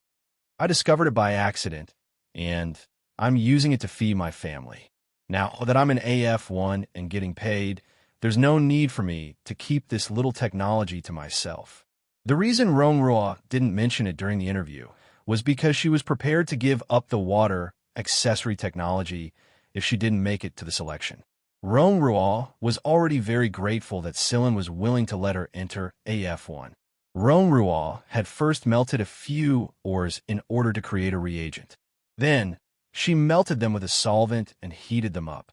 Due to some matters, she didn't have the time to create the reagent, so she put them all into the compression capsule decompression furnace. When she came back and opened the furnace door, she found that the crystal that came out of the bottle was not the usual prismatic shape, but a dodecahedron. However, this dodecahedron crystal was not stable. After the furnace door was opened, it quickly dissipated. If Rua hadn't been paying attention to the crystal-like crystals that came out of the bottle, she wouldn't have noticed it. Since then, Rua started to research in this area. She made crystals of various shapes and sizes. In order to reduce the cost, she finally chose the lowest cost material, water. This was the origin of the water accessory series. That's why I said, there's no need to feel inferior. You're not worse than anyone else. Scylla treated Rua more like a senior, not a mentor. Scylla suggested that Rua close the accessory shop at home first and reopen it later. Rua didn't mind it. Business was not good anyway. Those with a bit of money wouldn't be interested in those cheap accessories, and those without money wouldn't bother with those fancy ones. Rua opened the shop because she accidentally discovered the technique. So, based on the current situation, it wasn't a big deal to close the shop. Scylla had already given her a sum of money in advance. It was enough for her family to live a good life, so Rua wasn't worried anymore. Moreover, because Rua had entered AF1, her family was treated well by the people on the planet. Scylla, when are you going back? Shikai asked this morning. He's ready and waiting to depart. Hui Mao was lying on a shelf, basking in the sun, licking his paws as he spoke. Let's wait for a while. I'll deal with this first. Scylla was busy dealing with the things in his hands. He had originally planned to leave in a few days, but plans couldn't keep up with the changes. Rua's technique had benefited Scylla a lot, and at least he had a general direction. Rua's class hadn't started yet. Originally, she wanted to help Cheto, but she soon realized that she couldn't be of much help when it came to the actual operation. Roan Rua's technique was like a foundation, and after Silin quickly grasped it, he had extended it to a wider range of branches. Roan Rua didn't really understand these things, so she had been busy replenishing her knowledge recently. Cheto copied some of the content from the library for Roan Rua to read. The things that Cheto could finish reading in an hour were enough for Roan Rua to read for 10 days. It wasn't that Roan Rua was slow, it was the speed of a normal person. Not everyone could read as fast as Cheto. 10 days later, inside a 300 square meter space in Silin's lab, Silin had loaded a special pistol with a bullet that looked like a transparent water droplet. The bullet was shining with water ripples. There was a leaf that had just been plucked from a tree 50 meters away from Silin. Bang! The bullet flew out of the muzzle in Silin's hand and headed straight for the leaf. The leaf that was propped up by a thin needle wasn't penetrated by the bullet. Instead, it was swiftly enveloped by water light. After the water light adhered to the leaf, it grew thicker at a visible rate. Silin looked at the instrument in the lab and saw that the humidity index was dropping rapidly. 5 seconds later, the reaction on the leaf stopped. Huimao jumped over and circled around the leaf twice. It is very similar to the one under the sea. Roan Rua's technique was to synthesize all kinds of small ornaments in water. The success rate was lower than that.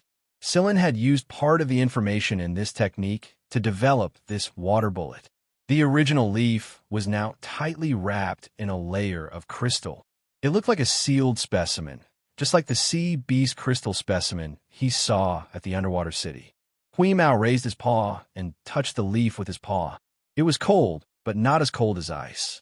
Its temperature was like ordinary water, except that it was a lot harder than crystal. Huimao took a bite and chewed loudly. Not bad. Want to try the next one? Huimao asked. Amen. Silin rebalanced the humidity in the lab and switched to a different bullet. This bullet was the same size as the previous one, but the ripples on its surface were faster. Cheto took out a small bottle with a flea inside. Whis had gotten it from King Kong. As expected of King Kong, even the fleas on his body were much bigger than normal ones. How much blood did he drink? After Silin's signal, Cheto opened the bottle cap. Shing! The flea the size of half a thumb rushed out the moment the bottle cap was opened. However, what welcomed it was a bullet covered in ripples. Crack! A hard crystalline block fell to the ground. The flea that was sealed inside was still in the same position as when it leaped up, vivid and lifelike. Huimao hurriedly jumped over and took a bite to test the texture. It's much harder than the last one. Then, Silin switched to a few more water bullets and experimented with a couple of more dangerous parasites. The results were pretty good. There were no large sea beasts in the lab for them to experiment with. Although the water bullets weren't perfect yet, and the bullet's speed and hardness needed to be improved, the current results were already very satisfactory. It was a great weapon, but to Whis, it was using a low-level water bomb to make food. In Whis' words, it was called sandwiched fish biscuits. Unlike Roan Rua's accessories, the process of making water bullets into water bullets wasn't easy, and there were many layers of processing that require high precision. Even the lowest level water bomb would cost 3 digits if calculated according to the cost of production. It didn't look like a lot, but it was a huge sum when summed up. Silin didn't have the capital to let Huimao squander money just yet. The guy had to use several thousand water bullets to make a bag of fish biscuits. The texture was there, but the money was gone too. After seeing Silin's bill, Huimao hesitated for a while and gave up on the idea of using water bullets to make fish biscuits. Well, that was a temporary plan. Meow. When I have the money, I'll use top-grade water bullets to make fish biscuits. Huimao vowed. Let's talk about it when you have the money. Silin flicked Huimao's cat ears. The money this guy earned from a selection test not long ago was eaten up in half a day. What Hosert said to Huimao was true. Poverty comes from eating. That night, Huimao complained to Black Viper, who was far away on another planet. Black Viper listened to him for a long time. Ever since Black Viper contacted Huimao, Huimao often went to chat with the Big Python, but this was the first time the Big Python didn't know how to answer him. The cat's appetite was too big, and its menu was so wide that it made people's hair stand on end. Not even the Mist Bodhisattva imperial family would research water bullets to make food for Hui Mao. The big python didn't tell anyone about the water bullets, not even the Mist Bodhisattva imperial family. He believed that Silin wouldn't threaten the Mist Bodhisattva empire. However, he did tell the emperor about it. Silin will become the second Guanfeng. He may even surpass him. Guanfeng's contributions to the empire weren't just limited to the Purgatory Thundersnake series. He had designed a lot of military weapons, just that no one knew about it. The day after Hui Mao complained to the big python, the big python sent someone to deliver a card to him. The amount of money on Carrie's card was enough to make Hui Mao drool, but he still returned the card. "I want to make my own money." While the big python was admiring the cat's backbone, Hui Mao turned around and pretended to be pitiful in front of Silin. He asked Silin to buy cat food for him, because he'd run out of food. Silin poked Hui Mao's round belly. "Your appetite has grown again." Hui Mao sighed. "I've been using my brain too much lately. Mental work takes up a lot of energy." Silin, "Fine, I'll pretend I didn't hear that." Silin didn't know what to say to a cat that slept for 20 out of 24 hours. While Silin was perfecting the water bullets, he also taught Rong Ruo how to improve the original technology. In the new batch of manufacture accessories, both the purity and brightness have been greatly improved. What he felt when he touched it wasn't the unique coldness of hard crystals, but the softness of water. The first to use these accessories were Jin Xingming's group. They bought a bunch of accessories from Rong Ruo and used them to pick up girls. Originally, they were only supporting Rong Ruo out of respect for Silin, but they didn't expect these accessories to be so popular. The three of them even offered to help Rong Ruo set up an accessory company. Silin would follow them, and it would be beneficial for Rong Ruo to interact more with Jin Xingming and the others. At the very least, she'd have someone to rely on when Silin wasn't around. Silin was ready to return to the League of Stars after dealing with the water bullets. Shikai had urged him several times, and he'd probably come looking for him if he didn't depart soon. The laboratory was handed over to Rong Ruo. She could carry out her crystal dreams here. Jin Xingming and the others would come here to help as well. They were just bored out of their minds, and it just so happened that this was something new to them, so they came over to play. Silin had deleted all the information related to the water bullets in a laboratory. He wasn't afraid that someone would come and steal it. Also, Silin didn't plan on publicizing the water bullets for now. It wasn't complete enough, and he needed to put it into practice. The best place to do that was the League of Stars. Silin went to see Jinya before going to find Shikai. However, Jinya wasn't planning on going back with Silin. Although he really wanted to, he couldn't allow a large army to pass through right now. Jinya would only burden the other side if he went alone, and Jinya didn't want that. "Then let's wait a bit longer." "It won't be too long," Silin comforted. Jinya stared at the sea beast that was playing with Wheeze and smiled. "Don't worry about me. You've done well enough." Silin recorded a video of Jinya, and what Jinya wanted to say was also recorded in it. After leaving Jinya's place, Silin, Cheto, and Hui Mao headed to Shikai's base. Guanfeng had released Tang Qiuqiu as well. She was holding AK-2 Guanfeng had made for her. Although it was also a K-series gun, it was Tang Qiuqiu's K2. It was Tang Qiuqiu's personal gun, and Tang Qiuqiu's initials were even engraved on the gun. He had obtained all the materials he needed, and he wasn't at ease leaving the 11th Squad alone. Although the 11th Squad had stayed inside the base, there was no telling if something special would happen to them. When they arrived at Shikai's electronic planet again, Shikai was already waiting for them on top of the space fortress. "What have you been up to lately? What took you so long?" Shikai asked. Before Silin could answer, Hui Mao asked from atop Silin's shoulder, "What? Do you have a problem with that?" Shikai curled his lips. "I wouldn't dare." He couldn't afford to offend this cat. "Hey, Sigma, what's that you're holding?" Hui Mao asked. Inside the space fortress, Sigma was protecting a small box like it was a treasure. Shikai glanced at it, scratched his head, and left in embarrassment to sort out his robots. "That's Rufia and Zoe," Sigma said happily. "Rufia and Zoe?" Hui Mao jumped down from Silin's shoulder and sniffed the box. "Nothing special. Rafia and Zoel were the last two of Sigma's 5 siblings, the 2 poor robots that were destroyed by the Shi family. But what was Sigma holding in his arms right now? Ashes, Huimao asked. Sometimes this cat just needed to be taught a lesson. It had no filter. Nope, this is Rufia and Zoe, but they're asleep, Sigma said. Huimao was about to get to the bottom of the matter, but Silin smacked him with a fish biscuit. The trip to the Mist Bodhisattva sect wasn't long, but everyone had gained a lot from it. Shimu and Shikai had come up with a plan for a new type of robot. They didn't tell us the specifics, but they just said that we'll know when the time comes. We're leaving now, Chip. We'll see you in a little while. Sigma and Moon said to Chip's hologram from inside the bastion. Good luck. I hope that the next time I see you, Rufia and Zoel will also be awake, said Chip, who had basically controlled the entire Electrona planet on the ground. He was glad to see Sigma again. Sigma was still the same Sigma that wouldn't change even after 1,000 years. Could the 5 brothers really be reunited? Chip wasn't sure himself, but if Moon said there was a chance, then there must be a chance. When Rufia and Zoe returned, and when Shikai and Shimu's new plan succeeded, Chip would be able to leave his current state and explore the universe with them. The Shi family preferred to live among the stars. They didn't like to stay in one place for too long. Even Sigma wanted to explore and see more people and things. Faith was the ray of light that kept you going in your darkest hour. It wasn't bright, but it was beautiful in the darkness. It's all in the past. Chip stared at the bastion as it rose into the air. The darkest hour is over, isn't it? Once the bastion was gone, an image appeared on the ground in front of Chip. It was the image Moon had given him.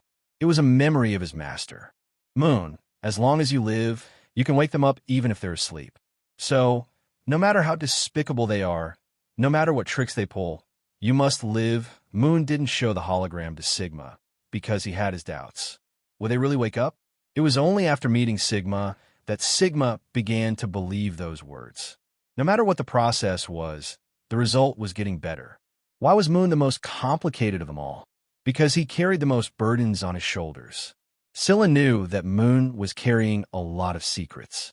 In fact, he suspected that Moon knew the reason behind the formation of the CB specimens in Sea Heaven's underwater city.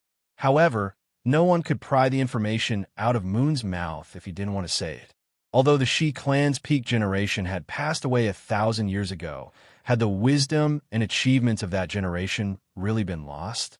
Inside the bastion, Silin watched Moon chat with Huimao, then drag Huimao and Sigma off to watch some X-rays. He closed his eyes. The bastion flew into the depths of the planet, where no one was. Something like a huge storm circle formed in the universe. This time, however, Tang Kakikyu was calm. She didn't go to sleep. As the bastion entered the storm, the instruments in the cockpit showed that the data was much more stable than the last 2 times.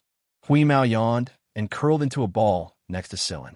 He was going to take a nap, and then he'd have to get back to work. Chapter 377. By the time Silin and the others returned to the base at Sector Z, Mo Heng's fighter was almost done. The materials Silin brought back made Mo Heng very happy. Previously, some of Mo Heng's designs were left unfinished due to the lack of materials, but now that he had the materials, he could start working on those deleted designs again. Tang Xiuqiu was still crouching in the shooting range all day long, but her training method had changed a little. Guanfeng must have taught her something like this before. Silin had seen Goryo and the others use a similar training method, and he knew that it was more suitable for the PTS. Silin didn't know what their new plan was, but judging from the eager look on Shimu's face, it was obvious that it was going to be a great idea. Shimu wasn't the only one who was crouching in the shooting range all day long. Shimu wasn't the only one. He noticed that Moon and Sigma often went in to help out with their precious chest as well. Could it be related to Sigma and Moon's brothers who were killed back then? Silin didn't have the time to think about it. The first thing he did after returning to his base was check the information Yudi had compiled.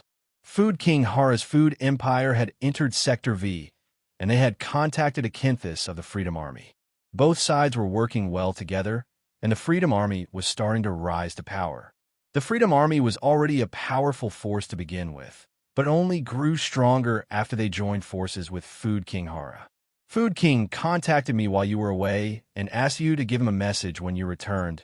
Yudi told Sillin everything that happened recently and conveyed the Food King's message to him. Is there any news from the Robert family? Sillin asked. Not yet. They seem to have calmed down again. Yudi was very curious about this. Previously, they had been making a huge ruckus, but now they had suddenly stopped. Some people said that the Robert family was afraid of the Hunter Regiment's protests, so they didn't take any further action. Do you believe this? I don't believe it. Yudi shook his head. Although I don't know much about them, but from the information I've received, once the people of that family become stubborn, it's very difficult for them to stop. Moreover, they aren't people who are afraid of trouble. I heard that this time, the Robert family's robot army showed great power. Sillin looked at the few brief scenes on the screen, then pointed at the screen and said, That's it. The holographic screen showed the scene of the Robert family's robot army swallowing up a small hunting squad. However, there were only a few scenes, and they were too short. Moreover, many of the details were blurred. It was clear that they had been edited. Yes, we can only get these images. There's nothing else. These images seem to have been purposely released by them. Purposely releasing it was for two reasons. Firstly, it was to intimidate, and secondly, it was to create a sense of mystery. Although the hunter group that had been swallowed had reformed after the Star Alliance had descended into chaos, it was not easy to swallow this hunter group. Furthermore, only a group of robots had gone to carry out the mission, not humans. There's no way the Robert family could have done it this cleanly. They must have received help from the military and other forces, Yudi said. Sillin understood all of this, but he didn't know who they were and what their goal was. Was their ultimate goal the four great forces? After Yudi left, Sillin contacted Hara. On the holographic screen, Hara was still the same chubby guy who looked like he could barely walk. You're busy, aren't you, kid? Hara looked very satisfied. It looks like the market you've opened up in Sector V is pretty good. Hara waved his short and fat fingers and smiled until his flesh was sticking out. You're the one who introduced me to you. They're pretty good. I've actually read their information before, but I can't come into contact with the three young leaders of the Freedom Army at all. They don't trust outsiders, or should I say, they don't trust anyone except the three of them. They don't even trust their own subordinates. That being said, they gave me a lot of face when they heard that you were the one who introduced me to them. Don't be humble. Being overly humble is too fake. With your title as the Food King, coupled with the development needs of the Freedom Army, your cooperation will go smoothly even without my introduction. I'm not being humble. All right, I wasn't the one who was looking for you a few days ago. It was someone who was looking for you, but it wasn't convenient for her to do so. Who is it? The Freedom Army's Ching. As expected, the call was transferred after Hara said a few words.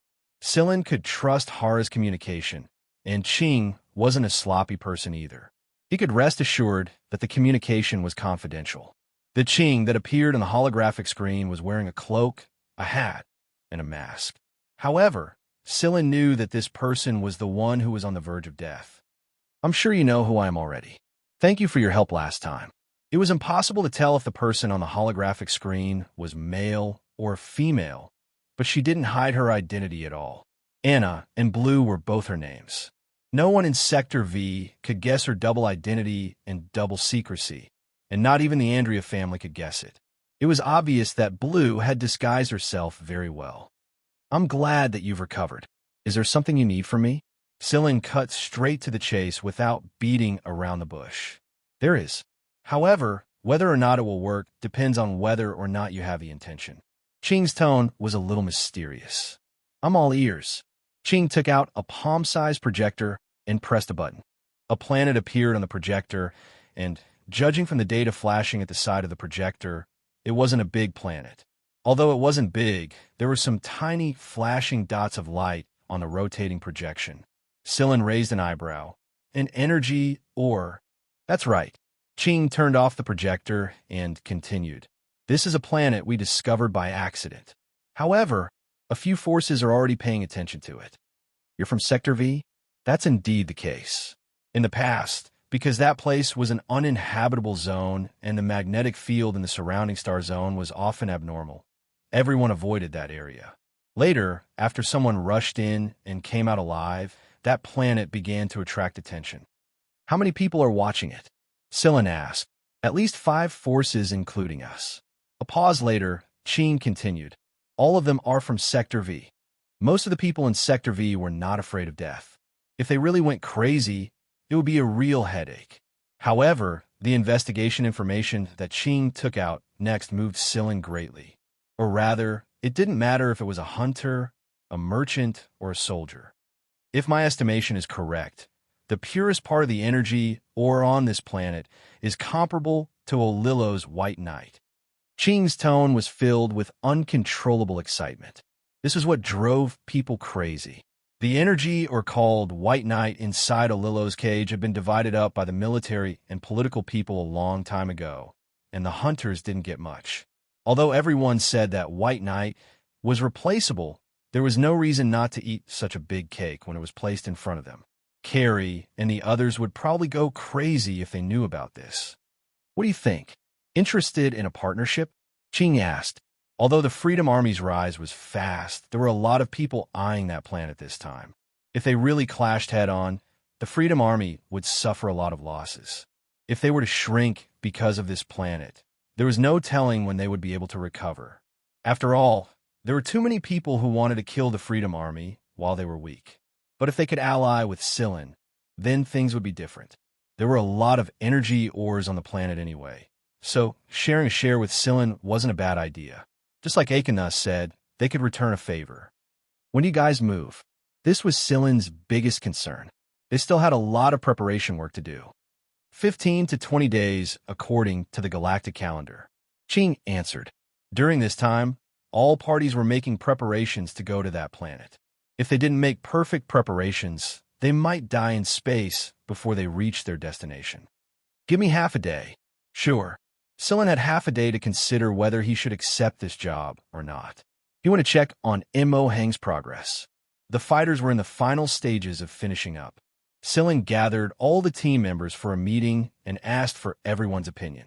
As expected, the moment they heard that there was an energy or comparable to White Knight, Carrie and the others became excited and rubbed their palms together. The others were about the same. About the fighters, Mo Hung waved his hand. You don't have to worry about that. 10 days is more than enough time. The rest of the finishing work doesn't have to be done here. It can be done in the starship's warehouse. What about you guys, Shikai? Scylla looked at Shikai, who was rubbing his chin thoughtfully. We're fine with it. The starship is fully equipped anyway. Shikai didn't just bring back the materials from the Mist Bodhisattva sect. He also prepared several sets of equipment. One for the base, one for the space fortress, one for the Little 11 starship, and the rest for backup. Mao bounced on the side. That's settled then. Scylla would be definitely going. That's all money. We can sell it even if we don't use it for ourselves. Scylla patted the restless cat's head and said, then get ready. I'll let everyone know once I'm done. After the meeting was adjourned, Mogaz gathered together with Carrie and the others. Sigh, Carrie, I'm starting to think that joining the 11th squad was a wise choice. Not only do we have a custom-made fighter, armor, luxurious food, and now we're even running into a top-tier mission like this. It really makes my blood boil. Scylla is such an amazing captain. Carrie chuckled. Why else would Scylla be called the captain? The 11th squad wouldn't exist without him. Xiao Shang patted Mogaz on the shoulder. Do your best. You'll get a bigger bonus if your results are good, you know? After Scylla replied to Green, they came to an agreement and set a time for Scylla to meet up with them at Sector V at the coordinates Green had given him. On the other side, Green had ended his call with Scylla. He looked at Akanus and Enraisin and said, It's done. Enraisin wiped his gun and said, Isn't the 11th squad a new squad? And it's just a Vanguard sub-squad. It can't even be called a fleet. I'm afraid that they'll become a burden when the time comes. Akanus shook his head. Scylla is a strange man. The 11th squad may be small, but Scylla is a very capable man. Back at Sector H, I thought he was a member of some big family or something. There's no way we could have escaped so easily otherwise. That's what I'm curious about as well. He's a hunter from the Big Four. Although he's just a sub-squad member, not even a sub-squad leader can mobilize all of Sector H's personnel. Can he? Plus, he's acquainted with Food King, Green said. Akenus paused for a moment before continuing. I didn't ask him to join this operation just to return a favor. I wouldn't have made this decision if they were weak. Then why? Raisin stopped wiping his gun and looked at Akenus. During my conversation with the Food King, he revealed something. Scylla is connected to that side as well. Akenus raised 3 fingers and pointed at the sky. Both Green and Raisin understood the gesture. It represented sectors A, B, and C. The fact that they were able to receive help from people from those 3 sectors meant that their evaluation would go up a whole new level. Inside the 11th Squad's base, inside Moon's small room, a set of high-quality audio and video equipment was playing a small X-ray. However, Moon's attention wasn't on it. Now that Moon had controlled himself from interfering with other equipment while he was thinking, the reason he turned on the audio and video equipment was so that he wouldn't be discovered by anyone else in the base. Moon, Shikai has produced the complete plan. Once it's complete, the new robots will be produced very soon. Sigma said, while flying in with the box in his arms. Moon rubbed his chin and moved his fingers. Then, he turned to Sigma and asked, Are you happy with the 11th Squad, Sigma? Of course I am. The 11th Squad has you, Wheeze, Cheto, and now the descendant of the Shi family. Scylla has helped me a lot as well. Everyone in the 11th Squad is great. Right now, I'm just waiting for Ruifia and Zoel to wake up and Chip to recover. Then, the 5 of us can join the 11th Squad, Sigma replied with a tilt of his head. The blue bars on his face narrowed. Of course I am. Moon spread his arms like he was stretching himself. Then, he rose to his feet. Where are you going, Moon? Sigma followed closely behind him. I'm going to talk to Scylla about our pay. I don't think that's a good idea. We're all living here. I might be the one who built most of the base, but no buts. Let's go check your orchard. Don't let the trees die when we depart, and bring more fresh fruits with us. Scylla was a little surprised by Moon's arrival. He was reading through the information Ching had given him, and it was no wonder that the environment around the planet wasn't very good. No wonder so many people had gone in there and never returned. Even the Freedom Army had only probed the planet from afar. They hadn't actually entered it. Among the information Ching sent him, Scylla noticed that none of the people who went in search of the planet had ever returned. The ones who escaped only stayed on the planet's surface. The survivors brought back news that the people who went and met the spirits, so they couldn't come back. That was why everyone was spending so much time preparing for the expedition. If they weren't prepared, they would only die. They didn't believe in ghosts. It was either a strange species or an illusion. Scylla didn't put the information away when Moon entered the room. Instead, he spread out on the ground. What is it?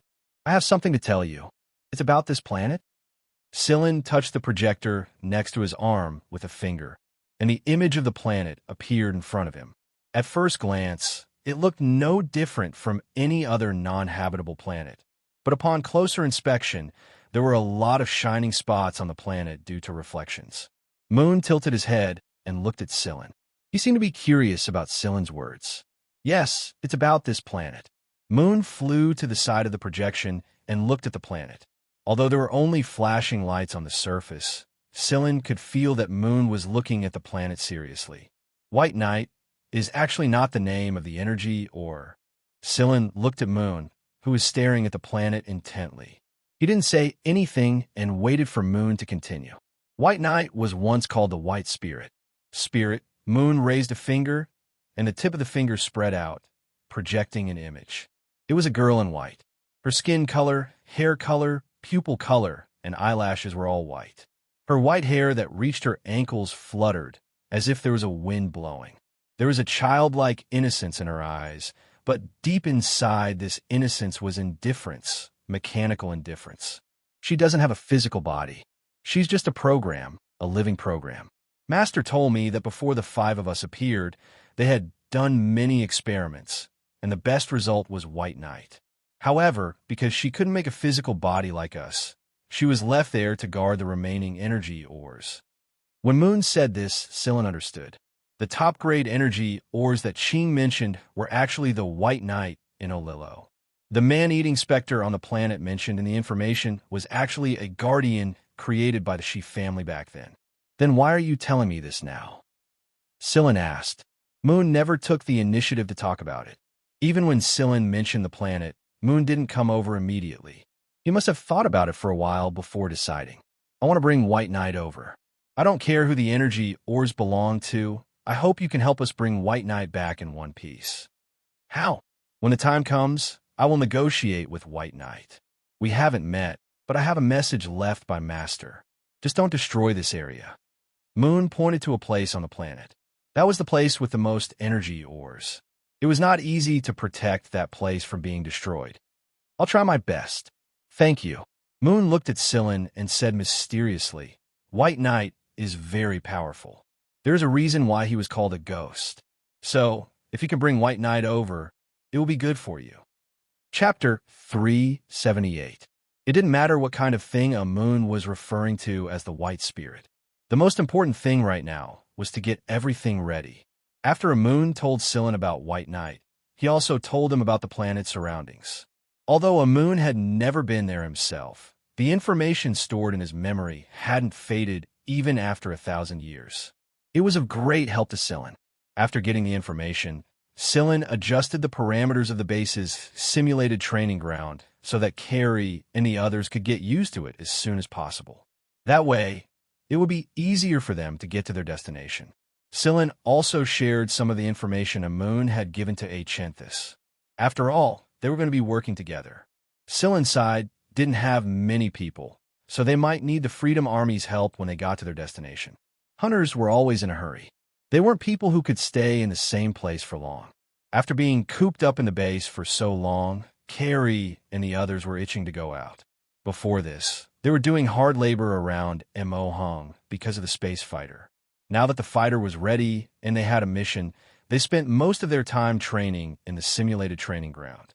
With their gene rank and good physical fitness, they quickly adapted to the environment Scylla had set up.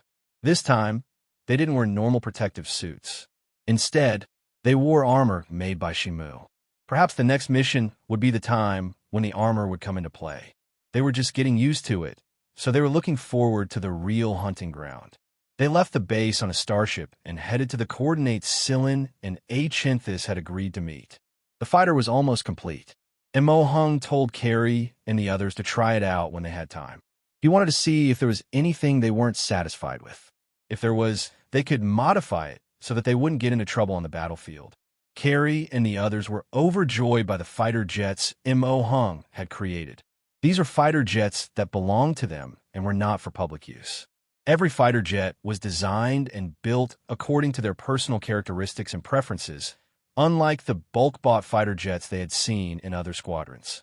Other than the design, the materials used to build these space fighters were incredibly hard to come by.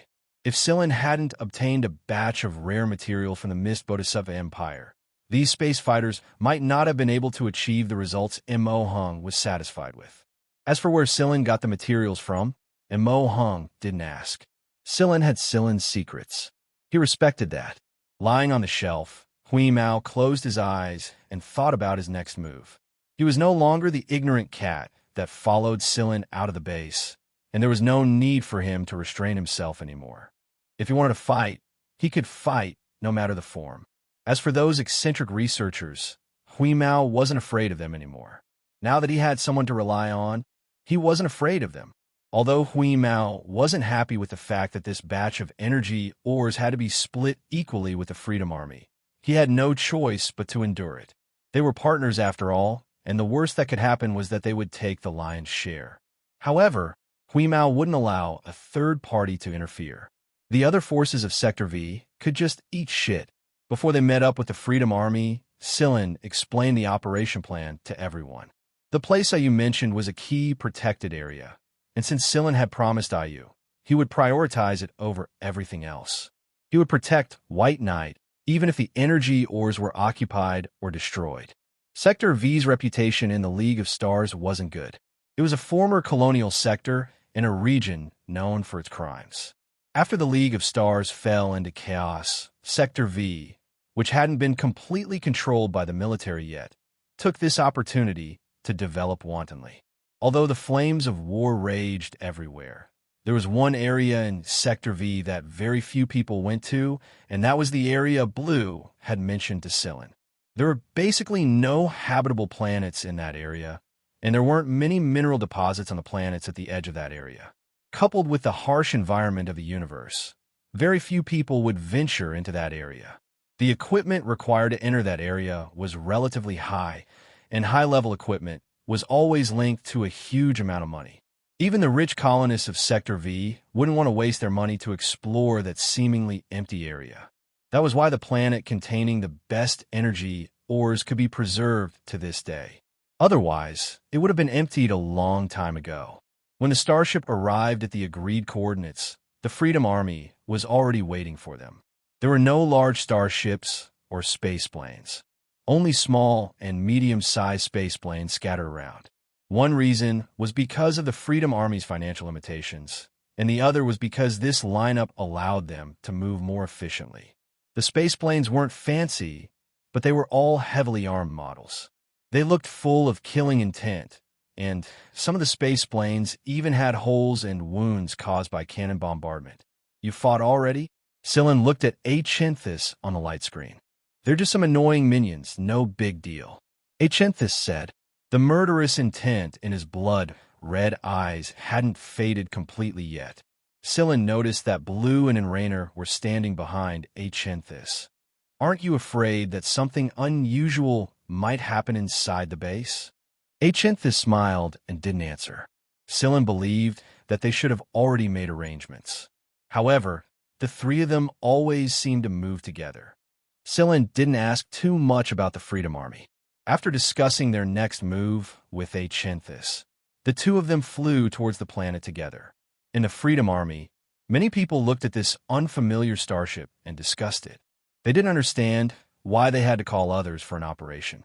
Although the starship looked good, war wasn't about whose flying tool was beautiful.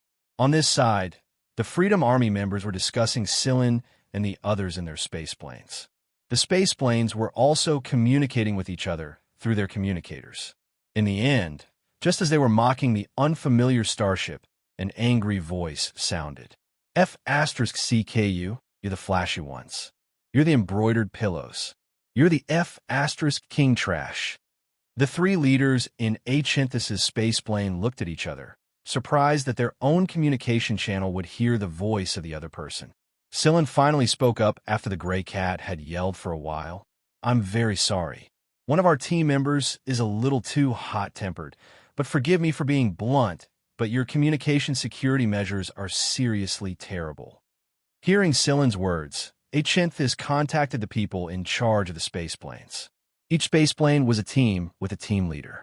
Achanthus asked the team leaders to check their communicators and communication network and turn on the security facilities. No matter what, they couldn't be careless. Although Huemao's shout made the Freedom Army unhappy, it calmed down a lot. I didn't mean to hear it. It's their communication network that's wide open. They didn't even set up low-level security. You can't blame me for that, Huemao said while licking his claws. He was originally not satisfied with giving a part of the energy mine to the other party. Now that he heard those people talking bad about him, it would be strange if he didn't flip out. Scylla patted Huemao's head. All right. Don't waste time paying attention to the Freedom Army. Pay attention to other places further away to see if there are any abnormalities. For example, someone who isn't part of the plan. Someone who isn't part of the plan? Huemao flicked his ears. He didn't quite understand Scylla's meaning, but since Scylla had said so, he had no choice but to pay attention. The space environment in this area wasn't very good. There were a lot of rocky areas, and there were often strong ion storms. As a result, their speed was a lot slower than usual. The route Scylla had chosen was based on the information Moon had provided him. It was also one of the easiest routes out of all of them. Although they ran into a lot of trouble, they still successfully reached their destination coordinates ahead of the other forces in Sector V. The Freedom Army was very happy about this. Can you contact White Knight? Scylla looked at Moon. Moon shook his head. Not yet. I need to enter the planet to communicate with her. Who are you guys talking about? Carrie moved closer to Cheto and asked. Moon tilted his head. We're talking about Cheto's girlfriend. Cheto, why didn't he know when he found himself a girlfriend? Oh, not far away. A group of people moved closer to Cheto. Even Mao, who usually didn't pay much attention to gossip, couldn't help himself. They were just too curious. Cheto's girlfriend? A robot's girlfriend? All right, everyone, get ready to move. You'll know when the time comes. Also, do your best and don't embarrass the 11th squad. Sillin patted the group of people who had gathered around him and said. Carly and the others hesitated for a moment, but in the end, the mission was more important. That being said, I'm really curious. We're ready to land, Alkinthus said on the screen. All right, Sillin gestured to everyone, and they all got to work. The 11th squad starship was left outside the planet. Since they had the super AI Little 11, they didn't have to worry about piloting the starship even if there was no one around. Speaking of which, space fighters flew out of the starship one after another. Their streamlined bodies and shape were clearly different from normal fighters, and they flashed across the dark universe like phantoms. Alkinthus stared at the image on the screen. It would be a lie to say that he wasn't envious, but he was still surprised. From what they knew, Vanguard didn't have a fighter like this in their B squadrons other than their famous Freedom ship. The detectors couldn't detect anything. None of our scanning methods detected anything. Anderson pointed at the image on the screen. All they saw was the enemy's fighter flying out of the starship, disappearing in a flash, and then vanishing into thin air. Unfortunately, the detectors on the space plane didn't detect anything at all. Instead of piloting a fighter, Sillin piloted a small space plane and carried Mo Hung, Cheto, Tang Chiochio, Shuechio, and Shi Feng out of the planet. Old Mo was the one who strongly requested to tag along. He was very curious about this planet, and he wanted to see the alluring top-grade energy ores there. There weren't any plants on the planet, only rocks and mountains embedded with energy ores. After the Freedom Army landed, they put on their protective suits and started mining. Since the other forces hadn't arrived yet, they decided to dig a bit first. Meanwhile, Sillin parked the space plane at the place Moon told him to. After opening the hatch, Moon and Sigma flew out of the space plane. While the Freedom Army was digging excitedly, a white light suddenly appeared around them. It was the energy ores that didn't glow themselves. It illuminated the dimly lit area for a long time. Who are you? A gentle voice entered their ears. Then, a white figure appeared on top of the ores. They were all the same, and their movements were exactly the same. It almost looked like they were clones. A snow-white white knight was sitting on top of the oars. Her long hair and long skirt were flowing in the wind as she stared at the miners. She was twirling a strand of her white hair with one hand and combing it with a comb with the other. "We're Wraith," someone exclaimed. Since Alkinthus had told them not to attack if they saw a Wraith and that someone else would deal with it, all they had to do was dig as hard as they could. That was why the Freedom Army didn't open fire immediately when White Knight appeared. Although that was the plan, when everyone saw this white figure, they all felt a chill down their spines. Be it the Freedom Army soldiers who were closer to White Knight or Carey's group who were patrolling in fighter jets, they couldn't help but feel goosebumps all over their bodies. Not fearing death was one thing, but the fear of seeing a wraith was another. What the hell is this? A projection? After White Knight appeared, Moon started communicating with her using the method his master left behind. Although White Knight, Sigma, and Moon had never met each other before, they were all created by the Sheaf family in the same area. Plus, Sigma took out some information that belonged to his master. It didn't take long for them to communicate with each other. It wasn't long before a passageway opened up at Moon's location. After greeting Sillin, Moon and Sigma descended into the passageway. The passageway closed behind them, and White Knight's projection disappeared. Now that the Wraith was gone, the Freedom Army soldiers returned to their mining. They were curious, but the energy in front of them was far more attractive. Just as Alkinthus was wondering why Sillin hadn't made a move yet, he saw a slightly larger space plane land. Many big guys that looked like mining robots walked out of the space plane and began mining with familiarity before transporting them into the space plane. Alkinthus glanced at Sillin, who was still sitting inside the space plane. He had to admit that he was jealous. Although the 11th Squadron had fewer people, they had more robots. Mining and other tasks were done by the robots. They were all professionals and could dig quickly. They were not slower than the Freedom Army. Huimao wasn't the type to stay put for long. It ran out the moment Sigma and Moon came out of the space plane, broke off large chunks of energy ores with its claws, and tossed them to the transport robots. This is all money. It could be exchanged for tons and tons of cat food. The soldiers of the Freedom Army were very curious about this cat that did not need to wear protective clothing and could run nimbly in such a harsh environment with its round body. However, no matter how curious they were, they could not lose to this cat. The Freedom Army soldiers moved even faster when they saw the cat doing its best to break off the ores. Suddenly, the gray cat's claws froze in the middle of plucking the energy ores. It looked toward the sky. Silin, they're here. Meow my ass. Carrie, knock them down one by one. The first thought that came to the Freedom Army people's minds when they saw the gray cat standing on top of the mine with its paw raised high, like it was pointing at the world. So this is the cat that was eavesdropping at the time? Their second thought, this cat can talk. Their third thought, who's here? It didn't take long for them to realize that it was the other Sector V forces. Prepare for battle. Some of the Freedom Army soldiers stayed behind to continue mining, while the rest prepared for battle. Piloting a fighter in the sky, Carrie's face twitched again and again when he heard Huimao's roar. This cat is getting more and more arrogant. The 11th Squad starship was in stealth mode and some distance away from the newcomers. That was why they didn't notice that there was a starship parked outside the planet.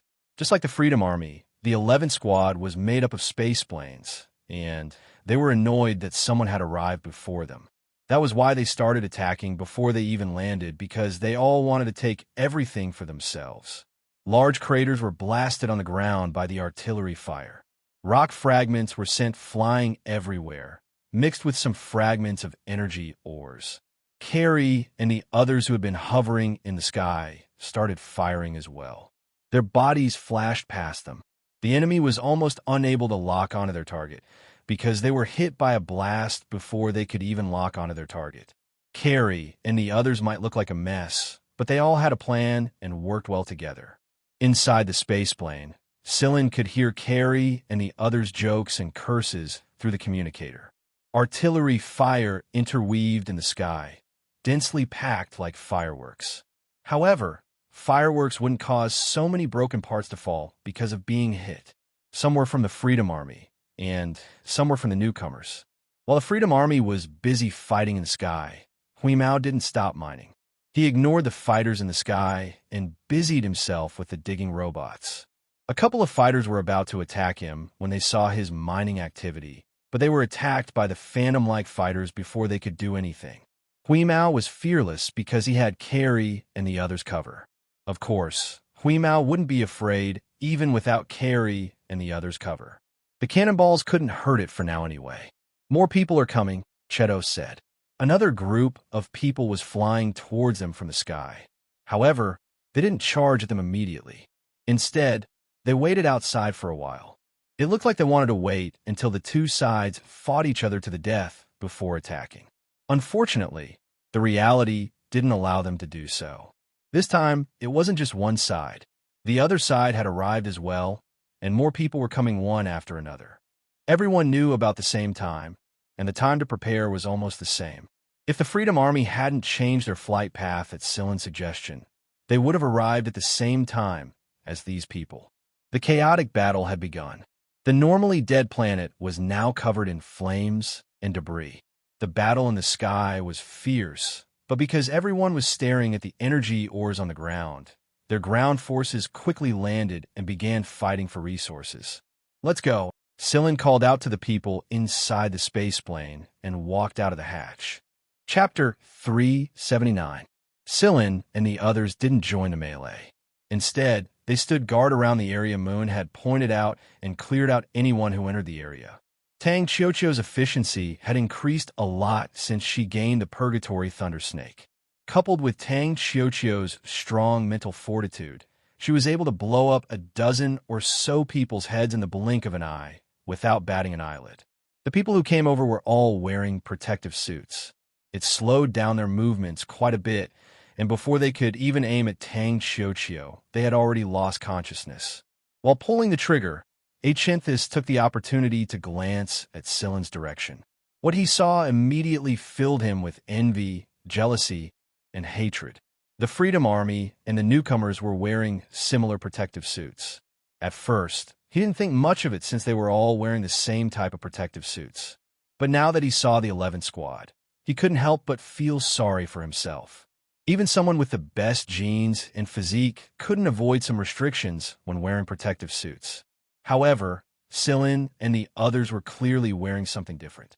Not only did he block the stray bullets, he didn't restrict the newcomers' movements at all. Looking at the little girl jumping up and down, then looking at the big fat bear wearing armor beside the little girl, and then looking at what they and the others were wearing, they felt really ashamed. It was one thing for their fighters to be outdated, but even their protective suits were outdated. No, they should be called armors. It would be a lie to say that they weren't jealous. Achinthus, Qing, and the others couldn't help but think that if the Freedom Army had this kind of equipment, Silen cleared out the newcomers, and every time he fired a shot, a couple of people would die. Right now, he was using a Purgatory Thunder Snake K instead of an S. K was more than enough to deal with these people. Hui Mao ignored the chaotic battle and continued to mine its energy ores. Boom boom. Fighter jets kept crashing, and some space planes had blown up and fallen to the ground. Some people didn't manage to dodge in time and were smashed into meat paste or caught in the explosion. Not only did they have to pay attention to the falling objects, but they also had to avoid the shots of fighter jets and the attacks of various people. Almost everyone on the ground was in a state of high tension. And for the people of Sector V, this tension was not fear, but excitement.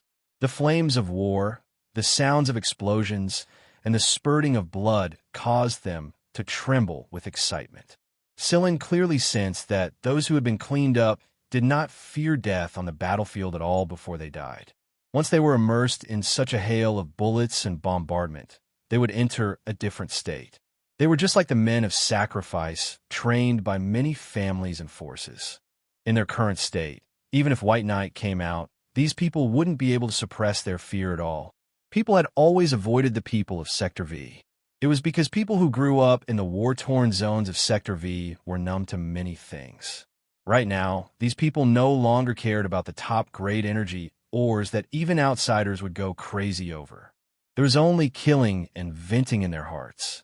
When faced with Silen's muzzle, they didn't even try to dodge. When he first joined Vanguard, someone once told Silen that there was not much of a sense of accomplishment, even if you managed to kill all of the madmen of Sector V in the end. In fact, you might even feel like you had just killed a moving log. While Silen was cleaning up the people who had entered the area, Shi Kai's voice came from the communicator. "Do you need me to send a robot to help you?" Silen looked around and above him and said, "Not yet. How much longer do you need?" 5 minutes, no, 3 minutes. Rough or precise? Precise. All right, 3 minutes should be enough. He had just ended the call with Shi Kai when a Yu's voice came from the communicator again. Silen, White Knight said that someone had been here before us. However, they stayed on the other side of the planet and were not discovered by the detectors under the cover of the planet's magnetic field. Someone else? Do you know who they are? Silen said while firing at the people who stepped into the area. Not exactly humans. Most of them are robots. The Robert family? I think so. All right, I got it. How are things on your side? I'm communicating with White Knight right now.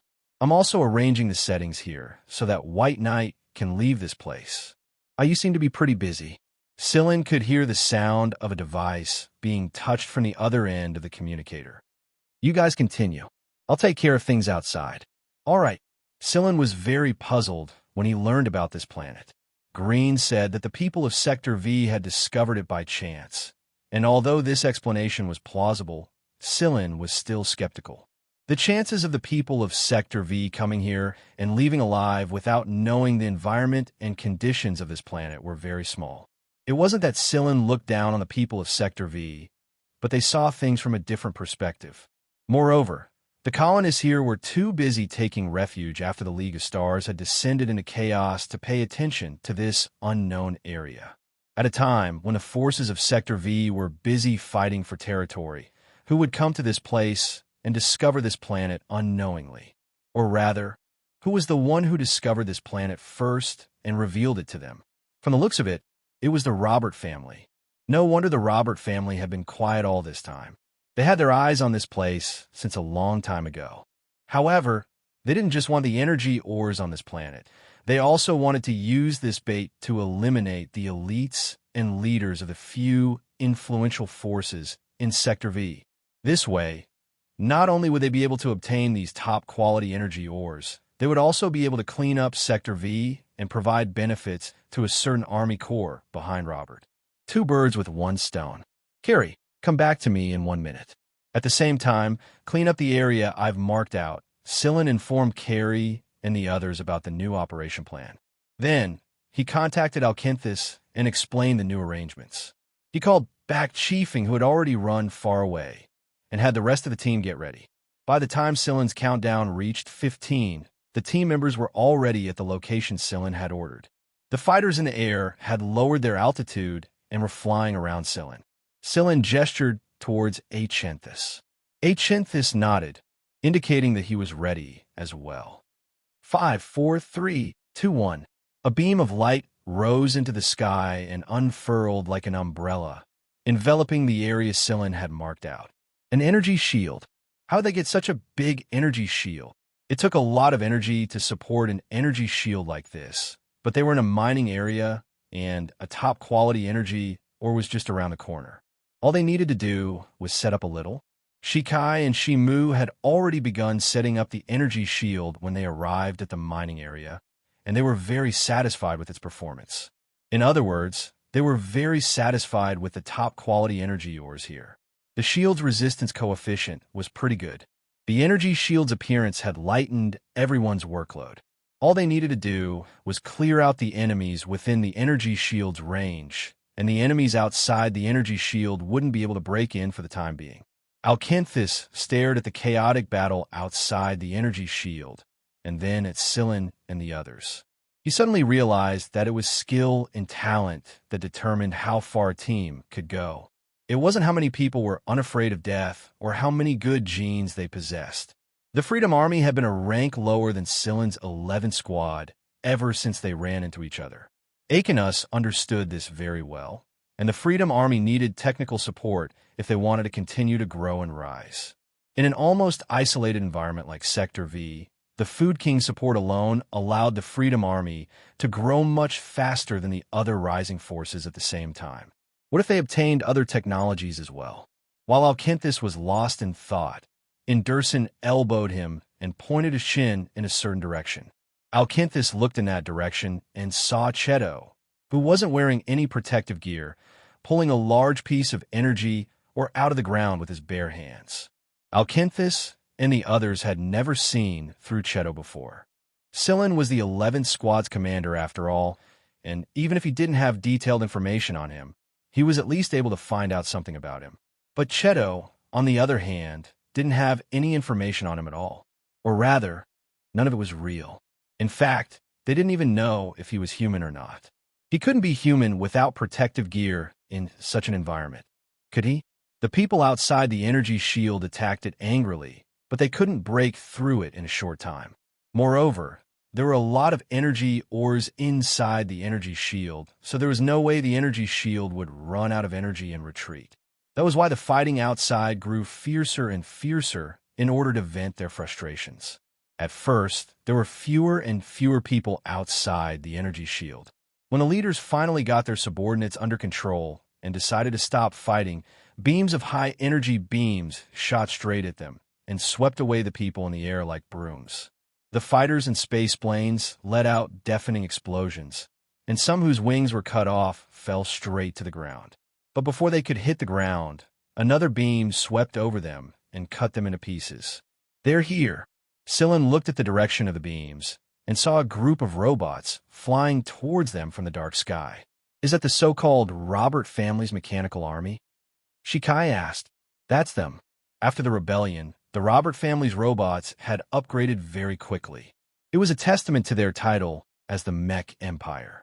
The people outside the energy shield were quickly cleaned up, and the ground was covered in a thick layer of wreckage. As for the people who were originally on the ground, they were suddenly killed by the robots with sharp metal cutting wheels that appeared out of nowhere. Blood was flung out along with the rotation of the metal piece, spraying on the wreckage that was still emitting fire and black smoke, making a sizzling sound. No matter how numb the people of Sector V were, they had no choice but to retreat in defeat against these cold robots. More and more robots appeared on the ground, and more surrounded the energy shield in the air. Some of the robots still looked human, but the strangely shaped weapons they were wielding showed that they were different. After the robots had surrounded the energy shield, a space plane flew over. The communicator in Achanthus's hand rang. It was a call request. After pressing the call button, Achanthus placed the communicator next to him so that everyone could see the other person's image. When the call was connected, a person's figure appeared on the screen. However, it wasn't the Robert friend Scylla knew, but someone else from the Robert family who looked a little similar to friends. The person didn't seem to be looking at the communicator. Instead, he was staring at the enormous energy shield. TSK, you guys sure surprised me. Achanthus didn't answer. They knew who the other person was now. Only the Robert family could possess such a mechanical army. But I'm sorry, but don't think that you're safe hiding inside the energy shield. I may not have brought many mechanical soldiers with me this time, but it's enough to take out all of you. As for this energy shield, it's nothing. As the man's voice faded, the energy barrier above began to flicker. Soon, the energy barrier began to thin. The energy shield has been affected, Carrie and the others exclaimed. At the same time, they were ready to charge out at any moment. However, after the energy shield had gradually faded, it brightened up again and returned to its original state. Shikai controlled the device in his hand and sneered at the figure displayed on the communicator. Nothing. The person on the screen looked a little flustered, his face red and white. In the end, he waved his hand and said, "You may have some ability, but how long can you last against my mechanical army? I'll show you how your defenses crumble step by step, and how you'll be destroyed." As soon as that person finished speaking, another voice rang out. "You want to destroy where?" A white figure appeared next to the image, standing face to face with the person on the screen. "Guardian, we meet again." The person on the screen frowned when he saw Byakuya appear. Obviously, he didn't expect Byakuya to appear at this time. There was such a fierce battle here, so why didn't he appear? Byakuya didn't respond to this kind of nonsense like, "We meet again." Instead, he stared straight at the person on the screen. Under the gaze of this pair of white pupils, the person couldn't help but look away. "Although we avoided you before, it doesn't mean that we're afraid of you. You're just a failed product that hasn't taken shape yet." "Is that so?" The white figure in front of the communicator faded away, but the next moment, in the aircraft outside the energy shield, a white figure appeared on the screen in front of the person on the screen. Then the same figure appeared on the screen next to it, and then the third screen, the fourth screen. "What's going on?" Scylla looked at Moon, who was flying over. Moon spread his hands. "I just completely released Byakuya from here." Chapter 380. The White Spirit lived up to the name of Ghost. Although she had no physical body and could only appear as a projection, she was very free inside the electronic systems. In a way, she was more like a virus to the Robert family people on the space plane. The Robert family could build robots this well, so they should be very good at system maintenance as well. But in the blink of an eye, the dozen or so light screens in the control room were filled with a white figure. Robert Borat, the man who spoke earlier, was so angry that he was shaking all over. When he came up with this plan, he didn't think that the guardian ghost of this place would be so difficult to deal with. He also didn't think that there would be someone in this group who could resist the interference and keep the energy shield stable all the time. How in the world did the trash of Sector V possess such technology? Borat clenched his fists tightly. No matter what, since he had taken charge of this plan, he had to complete it at all costs. This way, he would have more say when he returned to the Robert family. In terms of research, Borat couldn't compare to Friends. This was why his voice in the Robert family had always been weaker than Friends's. However, after working with the military, Borat relied on Beaver and Friends' diplomatic skills to obtain the support of the 8th Legion and some people in the Robert family. That was how he obtained the right to carry out a few operations. The first few operations were executed very well, and Borat was the one who discovered this place by accident. Borat's first thought wasn't to dig out the top-grade energy ores. Although the quality of the energy ores the Robert family had in reserve couldn't compare to these top-grade energy ores, they had the advantage in quantity. To Borat, the energy ores here were far less attractive than his plan. Just as Sillin and the others thought, Borat was the mastermind behind all this. He was planning to use this opportunity to eradicate some of the powerful forces in Sector V in one fell swoop, and this achievement was enough for him to receive even greater support from the Robert family and the 8th Legion when he returned. In fact, he even thought that if he completed his plan well, he might even surpass Friends and the others and become the new leader of the Robert family after the situation had stabilized. However, even though the ideal was good, reality caught Borat off guard. He didn't expect that the Freedom Army would join forces with Sillin and the others to come over. Just like many members of the Robert family, Borat was a typical stubborn and conceited person. He was overly confident and believed in the abilities of this mechanical army. Borat didn't analyze the 11th Squad and what happened before. In Borat's eyes, only this Spectre could be considered an opponent. Borat got his subordinates to try and intercept the 10 or so screens in the control room that had been taken over, but he realized that it was impossible. The other party had already entered the room, and many of the programs in the system had already been modified and messed up on a large scale. Even if they tried to deal with it, the light screens only flashed twice, and they were unable to erase the white figure. "Open the secret room," Borat said to his subordinates. The secret room was an encrypted area developed by the Robert family. It was like a secret room in the network. Nothing from the outside could enter it. Normally, the secret room would not be opened and the controllers would be exposed outside. However, once the secret room was opened, the controllers would be isolated from the external system. The opening of the secret room could increase security, but at the same time, it also increased limitations. Many functions on the aircraft would be forced to stop. However, Borat didn't care. It was fine as long as they could defend against this Spectre. Sillin observed the situation from the ground. Although he didn't know what was happening inside the aircraft, he could see the dense mechanical language. Through this mechanical language, Sillin knew that there was definitely a silent struggle going on inside. On the Freedom Army side, Achinthus looked at the sky and then at Sillin's side. He suddenly felt somewhat powerless. At the same time, he was also glad that he called Sillin and the others. Otherwise, if they encountered this mechanical army, the people he brought would be far from enough to be slaughtered by the robots. Putting aside the difference in technology, the robot's combat strength was several times higher than his size. Just looking at the corpses and mechanical wreckage outside the energy shield, it was obvious what would happen if they clashed head-on. What could they do against such an army? Hide inside the energy shield? Just as Achinthus was thinking, Sillin looked in a direction. The next moment, a white figure appeared there. The blue bar on Moon's face flashed. "Whitey, what's going on over there?" Whitey, although they had some thoughts about this name, they didn't say anything. What a joke. Facing this thing that was like a specter, who would want to provoke it? The white spirit didn't look at Moon.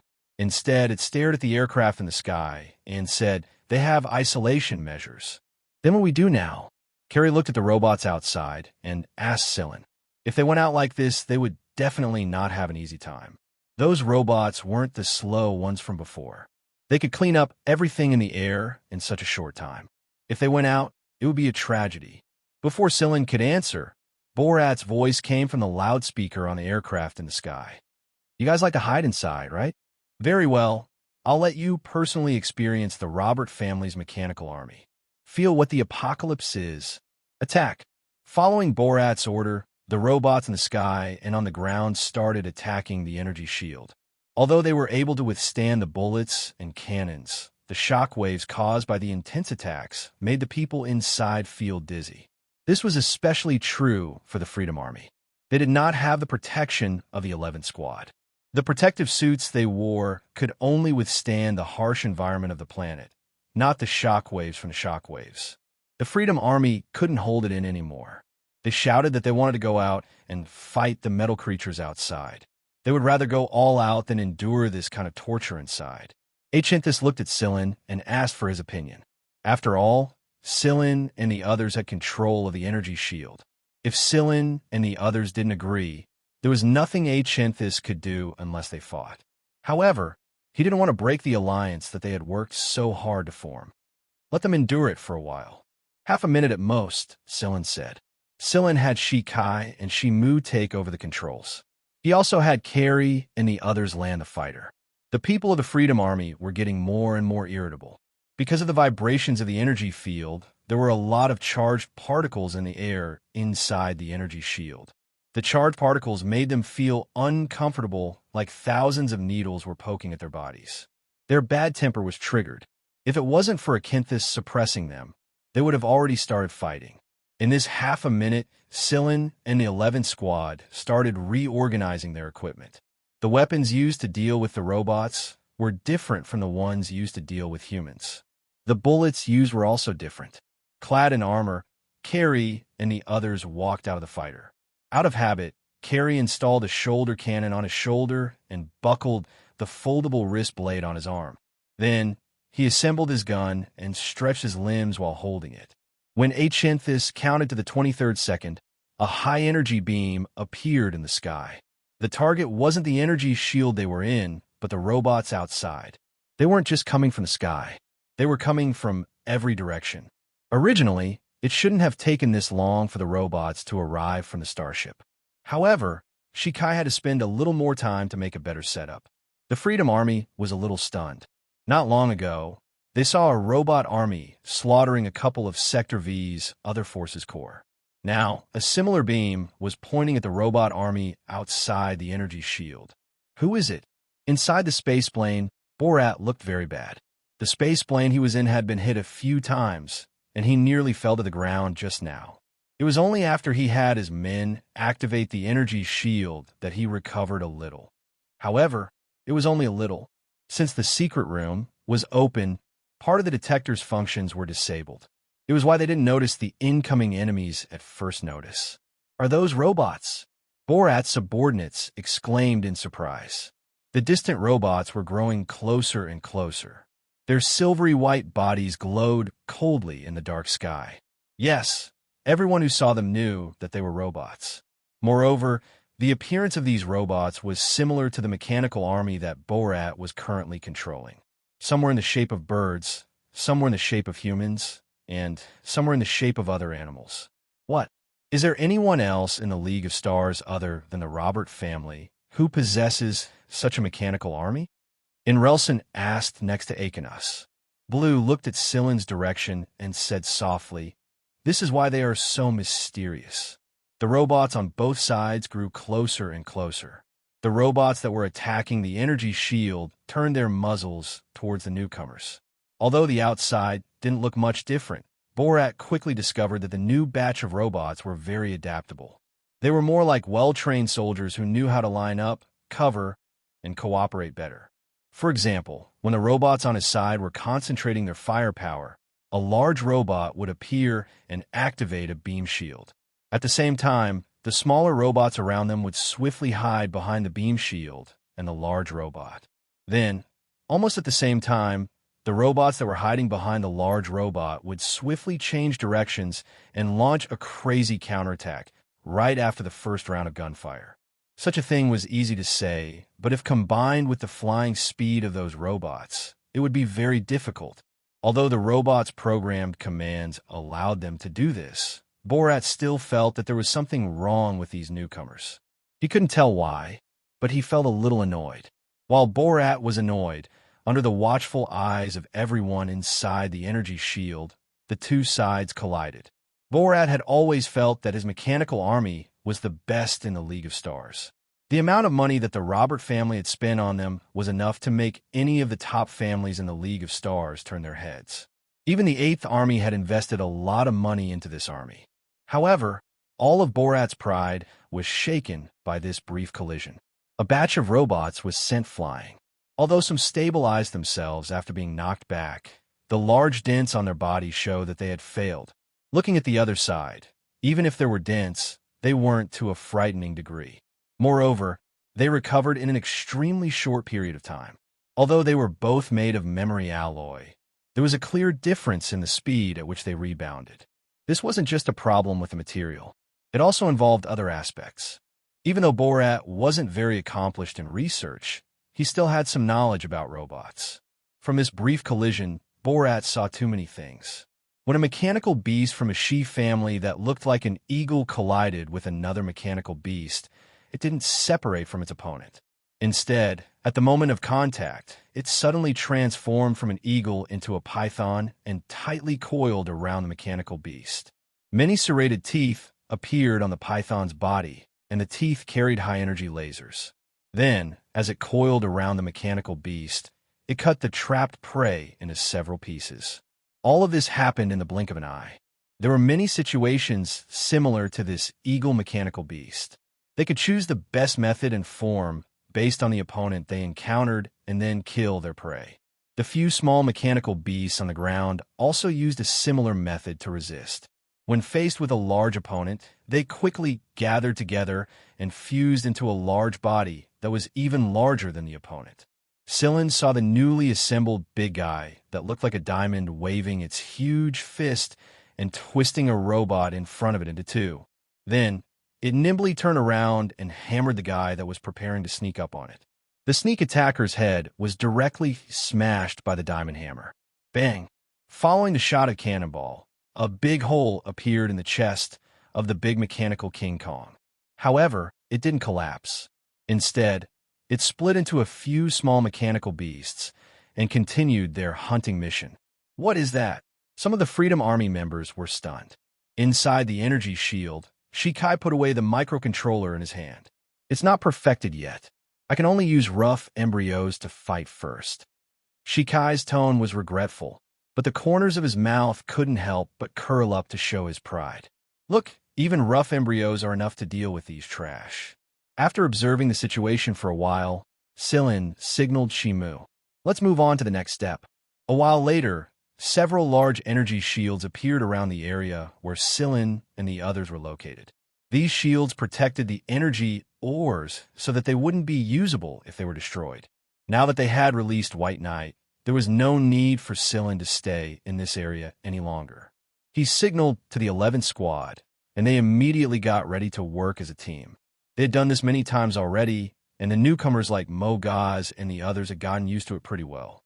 After notifying Alkenthis, Shikai closed a large energy barrier outside. With Shikai's robots keeping the Robert family's mechanical army busy, the 11th Squad didn't encounter too many of them. Carrie cheered and rushed out. They were actually quite familiar with dealing with robots. Sometimes, when Shusag wasn't fighting them, Shikai would send his robots to spar with him. That was why the 11th Squad didn't need to get into battle mode as soon as they entered the battlefield. However, as he slashed and slashed, Carrie saw a monkey-like robot not far away jump sideways and dodge the opponent's shot. When it twisted in the air, it swung its arm and twisted the opponent's neck. Then, using the force of the rotation, it swung its arm again and accelerated when it landed. After drawing an arc, it smashed its opponent hard into the ground. Both Carrie and Shusag's faces twitched at the sight. Why does this feel so familiar? It seemed like they had fought like this not long ago in the training room of the starship.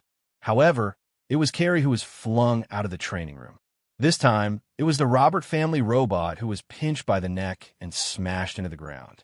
This planet's geological structure was quite hard, so a human wouldn't be able to create such a spectacular scene even if all the bones in their body were broken.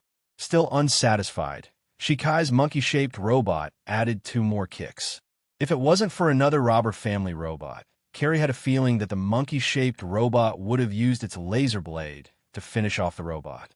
Carrie didn't know what happened to the robot that got slammed into the ground by the neck, but it didn't get up for a long time. The only thing it could see was the occasional sparks of electricity, which showed how hard it had been. Huimao didn't want to get involved in this battle. The only thing it cared about was the energy ores. It didn't care how many robots it killed. However, after a small energy or pile next to it that was not protected by the protective shield was blown up, Lord Cat's hair stood on end. Meow. I'm not going crazy. Do you think I'm just here to act cute? Everyone witnessed the scene of a fat, round cat turning into a mighty mechanical beast in the blink of an eye. Then, the big cat in a berserk state spread its wings and flew into the air. It opened its mouth and roared. This roar made the people who heard it feel a sharp pain in their eardrums. Even the helmets of the protective suits couldn't stop it. Hui Mao's roar wasn't just sound waves. The robots in a large area around Hui Mao, whether they were from the Robert family or the new batch of robots made by Shikai, all showed signs of slowing down. However, Shikai's new robots were much slower than the Robert family's robots. It was this small difference that caused the Robert family's robots to suffer a tragedy. After slapping a few robots away with its wings, Hui Mao officially began to vent. In terms of speed, not even Shikai's new robots were a match for Hui Mao. Moreover, although the cat wasn't usually very reliable, its brain reacted very quickly during critical moments. Ever since it joined the fray, it had barely been hit once. At most, it was grazed by bullets. The sight of the gray cat's claw caused Renison to shudder again and again. It was because that claw, just a single claw, had hollowed out half the waist of the big guy who had beaten them into such a sorry state. Inside a spaceplane, Emo Hung poked Shikai, who was watching the battle outside, and asked, "When are you going to build a mech or a mech beast like Silen's pet?" Shikai curled his lips, but he didn't say anything. His complacent expression had vanished completely. There was no good or bad without comparison. Compared to the Robert family's robots, Shikai's new robots were undoubtedly superior. However, it was only after Hui Mao's appearance that Shikai's attention shifted from Hui Mao to Cheto. Alright, there was also Cheto. Unlike Hui Mao's high profile, Cheto had always been like a shadow. His presence was very low, but he had done far too many amazing things when no one was paying attention to him. Cheto looked like an oddball among the armored and protective suits. He was an oddball that people couldn't help but gasp in amazement. He didn't use a blade. He only used his own hands. He didn't have wings, but his speed wasn't any slower than the robots in the sky. He didn't use any eye-catching energy beams, but too many robots had fallen to the ground wherever he went. When would they be able to build a robot like this? When would a robot army with every robot of this level be built? There was still a long way to go, and Mo Hung scratched his white hair and let out a hoarse chuckle when he saw that Shikai's mood had gone from high to heavy. Then, he sat back down and continued watching the battle on a monitor. He was getting old, and he would only be able to observe the battlefield from a similar space in the future. However, this didn't mean that he had left the battlefield. He had created fighter aircrafts for Carey and the 11th Squad, and he had created improved weapons for them as well. He could empathize with the children who were fighting on the battlefield with such equipment. His heart was no longer young, but his blood still boiled as easily as before. Silen cut down the robots one by one with his long, thin blade while swallowing his opponents one by one like the king of snakes in a hunting ground.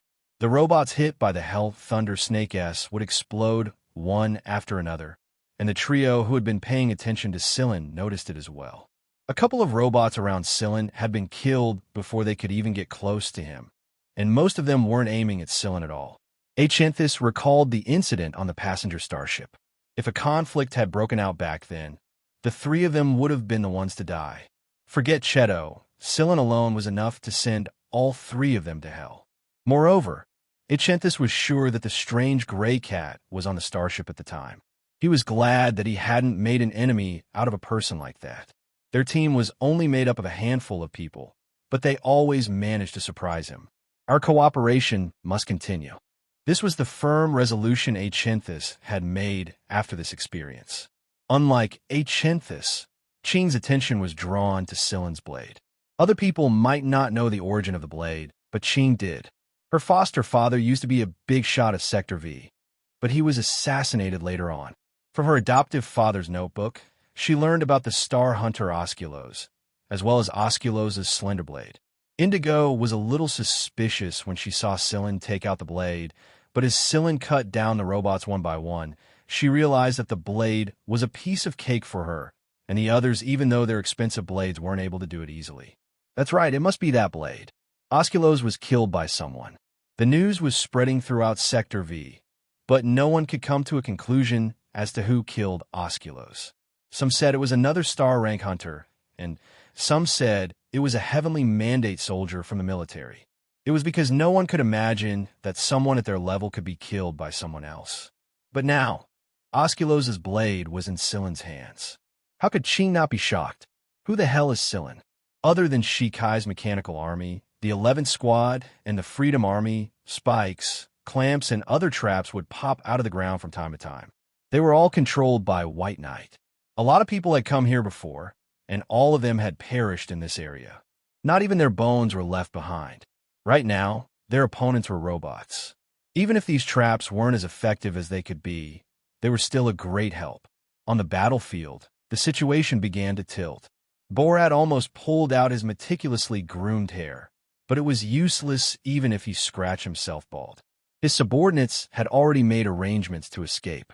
Borat's eyes were bloodshot as he stared at the scenes displayed on the screen. He slapped away his subordinate, who came over to persuade him, and muttered incoherently. The subordinate who had been slapped until his mouth was bleeding did not care if he would be slapped again. Together with a few others, they dragged Borat away. Their main mission was to protect Borat. This was a mission given to them by the upper echelons of the race. If Borat died, all of them and their families would be buried with him. Half an hour later, a disc-shaped spaceship detached from Borat's mother spaceship. Borat was forcefully dragged inside by a few of his core subordinates. This small spaceship was obviously specially made. The robots outside fired at it, but in the blink of an eye, the spaceship disappeared. Damn it, he escaped. Hui Mao grabbed a robot that was blocking its way and swallowed it into its mouth as if venting its anger. It chewed hard a few times before spitting out a pile of metal debris. Seeing this, Shikai could not help but smack his forehead. Creating a mechanical beast like this was too damn difficult. Now that the master had escaped, the remaining soldiers were just cannon fodder. Hui Mao ignored the robots and rushed into the abandoned mother spaceship to search for valuables. Chapter 381. Weez held a huge grudge against the Robert family because the spaceplane had exploded before it could even get much out of it. If it was in the past, the energy ores on the aircraft could still be pried out. After all, they were worth some money. But now that there were so many top-grade energy ores on the ground, the ones on the aircraft couldn't catch the cat's attention. Weez let out a loud curse as it stared at the destroyed spaceplane in the sky. Then, it returned to the surface and continued its great mining business. It didn't even bother to look anyone in the eye, and they were smart enough not to provoke the cat. Only a few robots were left struggling. The frequency of falling objects had decreased a lot. Due to the different composition of the atmosphere, the debris didn't burn for long, and the sky returned to its original state. Silen looked at the debris on the ground, and then at the robots that were still struggling. They weren't affected by the destruction of the aircraft. They were relatively independent, but they could always follow their master's orders. Aside from the fact that they didn't have their own thoughts, this kind of mechanical army was pretty good. It was just that they were unlucky to run into the Shi family and the Shi family's army. Shikai was the only one behind the Shi family army, but the genius Shi Mu was also on their side. If the Robert family couldn't win now, then it would only get worse in the future. A used secret would boost the Shi family's morale. Although you didn't say anything, Silen had the same feeling. Some people from a Freedom Army had already started cleaning up the battlefield. Others continued mining. Now that the enemies were dealt with, they could go mining without worry. A person from the Freedom Army was holding a tool and was about to start digging at a relatively large pile of ore. But as soon as he got close, a pair of cat paws appeared on the pile of ore, followed by a seemingly harmless cat head. Hui Mao pressed its paws against the pile of ore and looked at the person carrying the tool. It bared its teeth at the person who was holding the tool. The person was stunned for a moment, then quickly turned around and ran away as if it was the plague. Seeing that the person was so tactful, Hui Mao didn't continue to press and continued to mine. The people from the Freedom Army looked at each other and curled their lips. Forget it, Don't provoke that cat. Didn't you see how those metal men were turned into ashes? The Freedom Army attributed Hui Mao's behavior to an animal's sense of territory. In truth, everyone in the 11th Squad knew that territory was bullsh *T. What awareness. To that bastard, these mines were nothing but piles of fish biscuits. Achenthis discussed with Silin for a while and divided the area. Silin occupied the majority of the area. After dividing the area, mining would be faster and there would be no conflicts. The Freedom Army had no complaints right now, and the metal soldiers were still floating in the sky.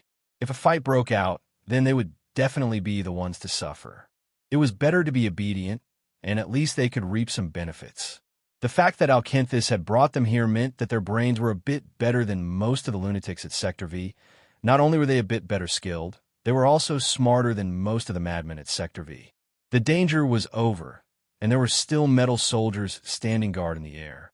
Old Mo also wandered out to survey the terrain and the surrounding environment. Others were concerned about the mineral deposits, but Mo Hung was more concerned about how such a mineral deposit could form here. Although Mo Hung was not proficient in these things, he had studied similar projects for a period of time in the past. After investigating this place, Mo Hung had a guess. He felt that someone had used the environment and magnetic field here and used some technology to catalyze the formation of this mineral deposit. Mo Hung didn't know how, but he did know that there were traces of artificial modification. It was just that it was a long time ago, and it wasn't that obvious. When Mo Hung mentioned his doubt to Silin, Silin smiled and told him not to look into it. Old Mo sighed. As I thought, there are top geniuses in every era. It's just that some have been discovered and become famous overnight, and some have remained unknown until now. Silin didn't explain the Shi family's matter to Mo Hung, and the old man pretended to be confused. Mo Hung had speculated a lot of things during his time with the 11th Squad, but he didn't show it on his face. He pretended that he didn't know anything, and since Silin told him not to look into it, Mo Hung pretended that he didn't notice anything. There were a lot of wounded, but the people of the 11th Squad were fine. Chiefing's claw wound was a little more serious, but the others only suffered minor injuries. The 11th Squad had also provided aid to the Free Army. If it weren't for them, the Free Army would have suffered more casualties. Akenus was very grateful for this.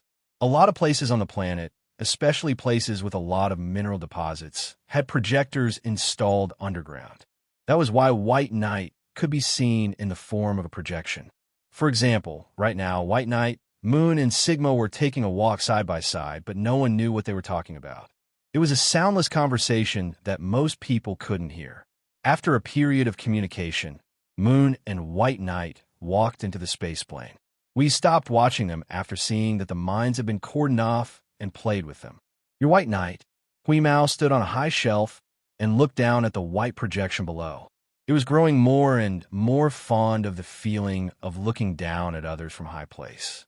White Knight didn't answer. She simply looked at Hui Mao. After the chaotic battle earlier, she already knew what was different about the cat. Hui's wag its tail. I know a guy called White Knight from the Mist Bodhisattva sect, but he's a man. His eyes are one black and one white, and he looks like an idiot. There's something in common between the two of you, and that is you both have facial paralysis. White Knight and Moon. Can't this cat speak a little more gracefully? Although White Knight didn't have much of an expression on her face, you knew that she still cared a lot about Hui's words. Moreover, her name was originally just one word, and that was White. It was only because of the minerals and the Olillo incident in the myth of creation that she was labeled as White. Actually, it's not that big of a deal. The League of Stars and Mist Bodhisattva are huge. There are plenty of people with the same name, Sigma hurriedly explained. White Spirit. What? Hui Mao cocked an ear to the side and looked at the white figure below. I'll be called White Spirit from now on. White Knight is the name of the energy mine, White Spirit said. Yu swung his arms and circled the White Spirit. In any case, I'll just call you Whitey. Yu told Whis about the White Spirit. Now that the White Spirit was completely free, she no longer needed to guard the energy mine. The Shi family was supposed to stay together, wasn't it? That was why the white spirit was supposed to stay with Sigma and Moon. Huimao slowly wagged his tail and stared at White Spirit for a while. You don't look like a bad person. Fine, I'll let you join the team. When Carrie heard Huimao's words, he curled his lips and knocked Huimao on the head with a tool. Then, he quickly put down the tool and slipped away. Huimao bared his teeth at Carrie's back, stretched out his claws, and pulled them back. I'll deal with him later. I'll pry open all of Carrie's storage cabinets. No one knew what the white spirit was thinking when she saw the scene. Even though to others, she was just a virtual character created by a program. Just like the original robot, the white spirit had her own thoughts, and that was what amazed Shikai.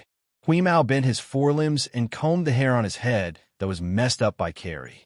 Then, he looked at White Spirit and asked, "Oh right, when did you become Cheto's girlfriend?"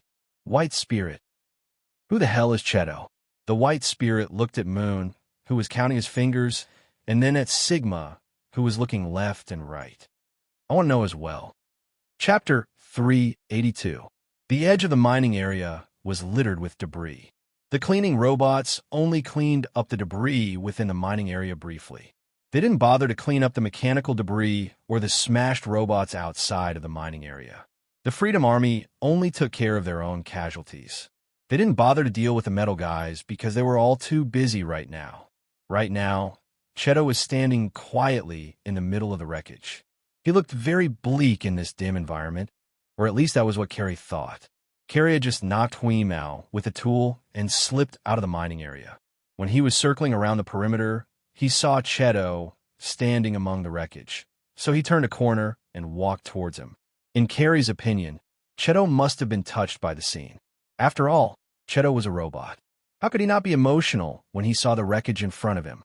It was no different from a human seeing a field of corpses strewn all over the place. Hey, brother, feeling sad alone? Carrie walked up to Cheto from behind and patted his shoulder. Cheto slowly turned around to look at Carrie. There wasn't any sadness on his face, and it definitely didn't look like he was sad. However, Carrie attributed it to a robot's habitual facial stiffness. Actually, there's no need to think too much about it. Hunters like us face things like this all the time. I was a little uncomfortable when I first saw a field of corpses and a sea of blood, but I'm a human too. Later on, I got used to it. Some bastards deserve to die. Just think about how evil those robots were. While Carrie was talking, he saw Huimao and Sigma walking towards him from the corner of his eye. The white spirit's white figure was too eye-catching in this environment, so it was hard not to notice it. Ahem about that. Keep thinking about it. I still need to help out over there. Carrie said goodbye and slipped away. He didn't want that fat cat to take revenge on him. Huimao trotted over and jumped onto Cheto's shoulder. Then it patted Cheto with its paw and said to the white spirit, "Here, this is Cheto." Cheto looked at Moon and the others before looking at the white spirit studying him. Finally, he turned to look at Huimao and asked, "What's wrong?" "It's nothing. Little Bai said that she doesn't know you, so I brought her here to meet you. She's your girlfriend after all." Wheeze licked its paws innocently and pretended not to notice Ayu gesturing at it. Cheto and the white spirit turned to look at Moon at the same time. Moon's head was still bowed, and his thumbs made of oval-shaped metal plates were circling each other. Suddenly, he let out an ah and said to Cheto, "What did Carrie say to you just now? Is there a secret?" What a great way to change the topic. Still, Cheto gave him face and answered, "It's nothing. Carrie thought I was being sentimental here, and he was just expressing his concern for his teammates." What's there to be sentimental about? Huimao tilted his head and looked at Cheto. Cheto shot him a helpless look and said, "I don't know. Maybe human hearts are a little fragile and emotional or something." Ayu scratched his round head and said, "Then why are you standing here? This place is full of trash." "I'm looking for some useful information," Cheto answered. "Information? Yeah." While saying this, Cheto pointed at a robot that had been chopped in half. Its torso caved in, and its head was severely deformed. Then, a disjointed image appeared in his eyes. The image was very blurry, but it was clear that there were two human figures in it. One of them was Robert Borat, and the other was flickering a lot because the image was very blurry. This is their memories. Cheto's eyes returned to normal, and the image disappeared. Doesn't that mean we can read the memories of these dead robots to find useful information? Hui Mao asked. Not every robot. We can't read the memories of robots that are completely dead and relatively conscious. However, we can read the memories of robots that are in between these two states. However, the memories of these robots are incomplete and the degree of damage varies. It's up to luck to get useful information. Hui Mao, Yu, Sigma, and even the White Spirit try to read the memories of those who were in the dead and awake states. Most of them were in the dead state, and it wasn't easy for them to find a robot in the middle state. Unfortunately, it wasn't as smooth as Cheto's. Meow. I'm giving up. Hui Mao clawed at a nearby robot that was in the dead state. He couldn't read Cheto's memories, and all he could see was a series of images that couldn't be seen at all. Although he was angry, he didn't stomp on a robot in the middle state that he had finally found. Instead, he vented his anger on the dead robot. Cheto walked over and read the memories of the robot Hui Mao had tossed aside. He didn't find anything special for now, so he decided to go back and organize the information he had gathered. He should be able to find something. If we can find more information, we'll be able to learn more of the Robert family secrets. It'll make our operation a little easier, and it'll be good for us, said Hui Mao while scratching at a dead robot with his claws. A cat was a vengeful animal. It still remembered that it had failed to obtain any benefits from Robert Borat, and that the fellow had slipped away. No, these memories can only be used as a reference. They might not be correct, said Cheto. Machines don't lie. You didn't agree with Cheto's explanation. His master once told him that robots were very honest, and that their memories were as they were. Unlike humans, they wouldn't make up a lot of things that they didn't know how to make up. Man, I agree, said Hui Mao. Cheto let out a sigh and nudged the robot next to him with his foot. Then he sat down in front of Hui Mao and held out a hand. The image of a fish appeared on his palm.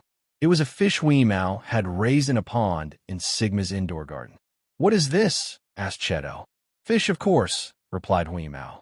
The image on Cheto's palm flashed, and a plate of dried fish appeared in front of him. It was the kind Hui Mao often ate. What about this? Dried fish. What about this? The image changed into a bag of fish biscuits. It was Hui Mao's favorite flavor. Fish biscuits. Hui Mao's eyes grew brighter and brighter. Then the fish biscuits flashed again and turned into an all-fish meal. It was a food Hui Mao had always wanted but never had the chance to eat. Cheto asked, "What do you hate the most?" Hui Mao's mouth started watering the moment he saw the all-fish meal in Cheto's hand. His pupils dilated, and his voice grew louder and louder. Whole fish. Hui Mao's curved tail froze before he could finish his answer. His ears pulled back a little, and his beard shook a little. Then he fell silent and lowered his head in deep thought. What do you hate the most? What do you hate the most, Moon? Sigma and the White Spirit didn't say anything. If they were in Hui Mao's shoes, they might not have handled the situation better. Cheto closed his palm, and the image disappeared. They are real, but they might not be correct. If I had asked you this last question alone, or if I hadn't shown you this image, your answer might not be wrong. Cheto rubbed Hui Mao's head before he got up and went back to looking for other intermediate robots to read their memories. Not far away, old Amo was resting on a rock. When he saw this scene, he patted Sillin on the shoulder and pointed at Cheto, who was reading the robot's memories. How the hell did you build a guy like that? Sillin rubbed his forehead. I doubt it even now. Cheto's learning ability was just too amazing. Moreover, he didn't just learn a lot from life and interpersonal relationships. More importantly, he loved to read books, and there was no limit to what kind of books he could read. Back then, he could read an ancient classic literature appreciation book that the affiliated school students couldn't even be bothered to touch, and he could discuss all kinds of entertainment and pastimes with the students for an entire night. In fact, he had even taught Wii psychology before. Actually, Sillin, the question I want to ask you the most is, will your cat grow into something even more troublesome? Cheto was a relatively rational person. This was because of his very nature, but Wheeze's nature was different. The so-called rationality of a machine couldn't even compare to a fish biscuit in its eyes.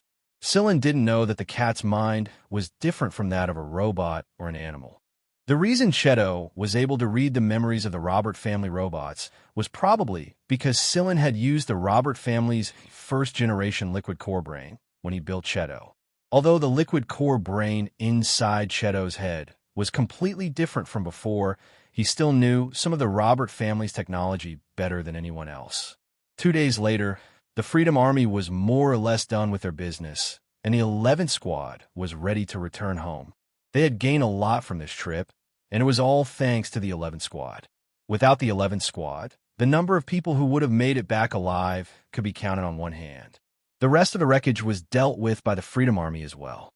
A lot of precious metals could be recovered from the wreckage, and it was also something the Freedom Army lacked. Of course, Scylla wasn't going to fight them for it. The materials Shikai had brought back from Mist Bodhisattva and Scylla himself were enough for the 11th Squad to use for a very long time. Thank you, everyone. I owe you another favor. I know I was the one who told you about this place, but I would have died without you. Thank you. Alkinthus said. You're welcome. It's a cooperation, everyone. I'll keep an eye on this planet for you. All right. Although most of the mineral deposits on this planet had been mined, there were still some that could be used as bait. Millions of years later, this kind of energy ores might appear on this planet again. After the Freedom Army left, Scylla told everyone to get ready to depart. Moon and the others had dealt with the traces of the Sheaf family on the planet a long time ago, so they didn't need anyone else to do it. They also didn't need to worry that someone else might discover something about the Sheaf family. As for the secrets of the energy ores on this planet, Moon didn't need to tell Scylla. Scylla already knew that the Sheaf family had more than one planet as an experiment site. The undiscovered energy ores were probably kept for the Sheaf family's future use. Everyone returned to the starship parked outside the planet. This time, they had an inhuman with them. There were many projectors on the starship, so they could see the white spirit from many places. The super AI Little 11 on the starship had also gained a new companion to communicate with. Scylla sat in the break room and went through the information he had gathered during this trip. At the same time, he was thinking about the water bomb. How powerful would the water bomb be in an environment where there wasn't enough water? Scylla had tried it on the planet with the energy ores before. The crystallization process was very slow, and the effect wasn't great. He couldn't unleash its full power at all. Moreover, the crystals weren't pure either. Once they were impure, the crystal's hardness would decrease, and they would shatter easily. What if it wasn't a water bomb, but something else? After calculating for a long time, Scylla finally gave up. He couldn't think of a way to succeed just yet. Lying down on the chair, Scylla took a deep breath and relaxed himself. Then he turned around and saw Huimao sleeping so soundly beside the table that his neck was dangling over the edge of the table. He had no idea how he could sleep so soundly in such a position. Huimao had fallen silent for a while after Cheto had said those words to him, but it was only for a very short time. After that, Huimao had reverted to his old self and even pried open Carrie's locker. After stretching his limbs a bit, Scylla walked out of the break room and went to discuss his future plans with Yudi. Scylla immediately saw Cheto sitting there reading a book the moment he walked out of the door and turned a corner. This guy often sat there reading books, and because he wasn't disturbed by Snowball and the others playing around, very few people passed by this place. It was quiet and close to Cheto's own room. Suddenly, Cheto said, "Don't waste your energy. You can't infect me." The white spirit appeared next to him right after Cheto finished speaking. Cheto's gaze moved from the book in his hand to the white figure next to him. "You can't infect me as long as I don't agree to it."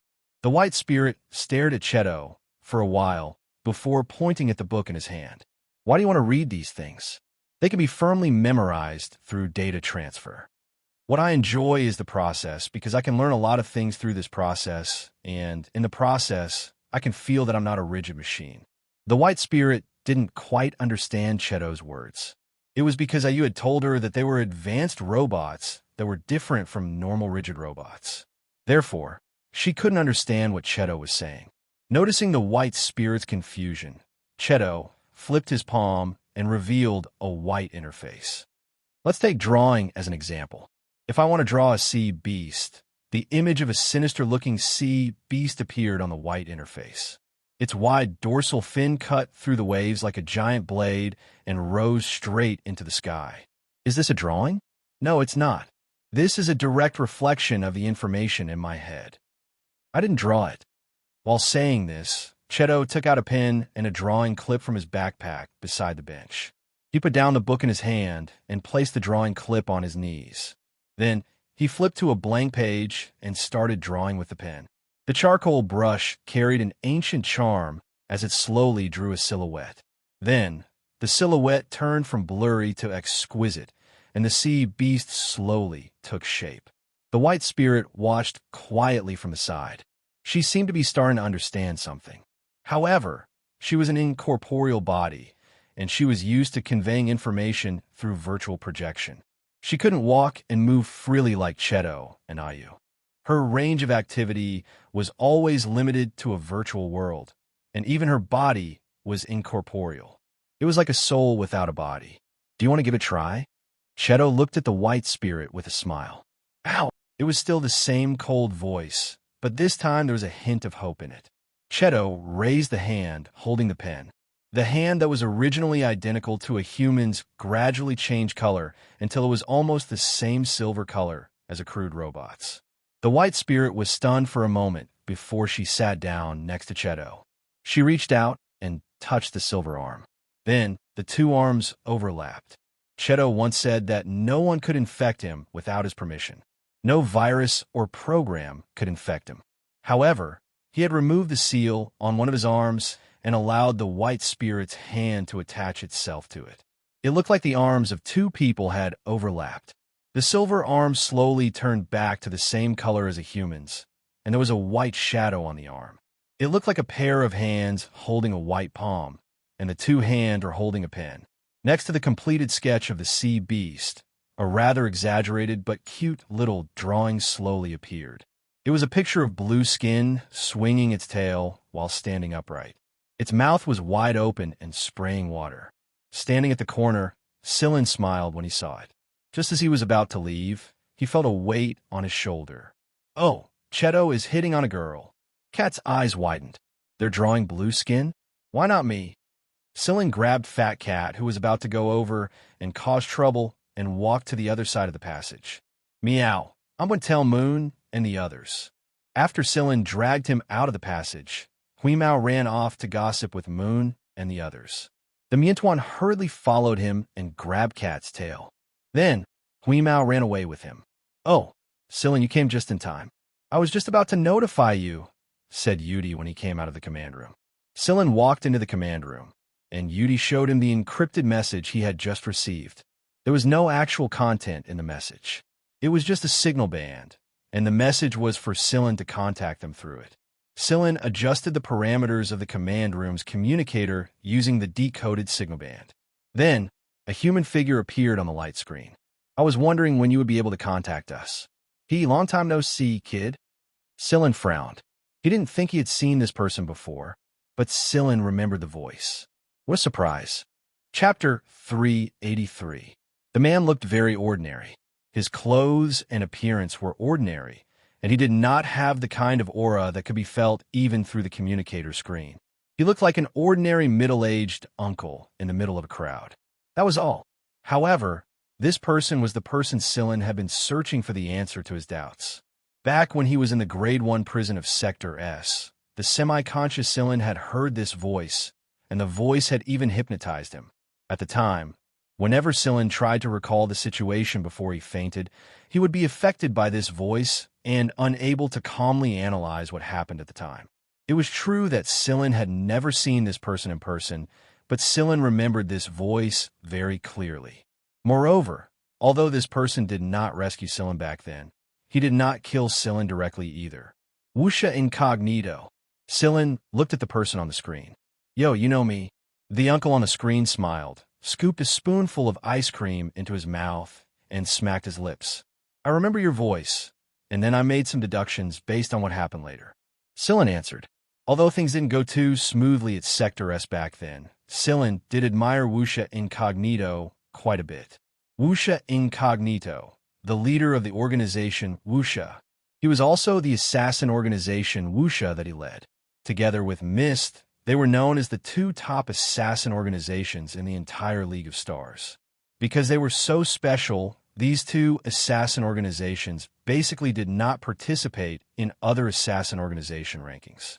The difference in strength and influence was too great, and these two organizations were like the glory and code of electronic media publications. They were lonely at the top. Why would a person who could directly go against Azrael seek him out now? Sillin did not understand. The uncle who finished his ice cream, touched the cream, stuck to his beard, and said, "The first time we met was inside that prison of Sector S, right? The time you were beaten half to death by the Blue Phantom." Sillin, how direct? The Blue Phantom that Wuxia mentioned should be the woman with the blue light blade. Beaten half to death. Yudi looked at Sillin. He really didn't know that Sillin had been beaten so badly. "In fact, you were the one who caused me to be in such a miserable state," said Celine. At that time, he really couldn't beat the blue succubus, but if Sillin's guess was right, the one who dealt the final blow was indeed this uncle who had just finished eating his ice cream and was wiping his mouth. The uncle on the screen was stunned. "Didn't you get beaten up by the blue charm? I remember that I usually don't fight with people whose strength is too far apart."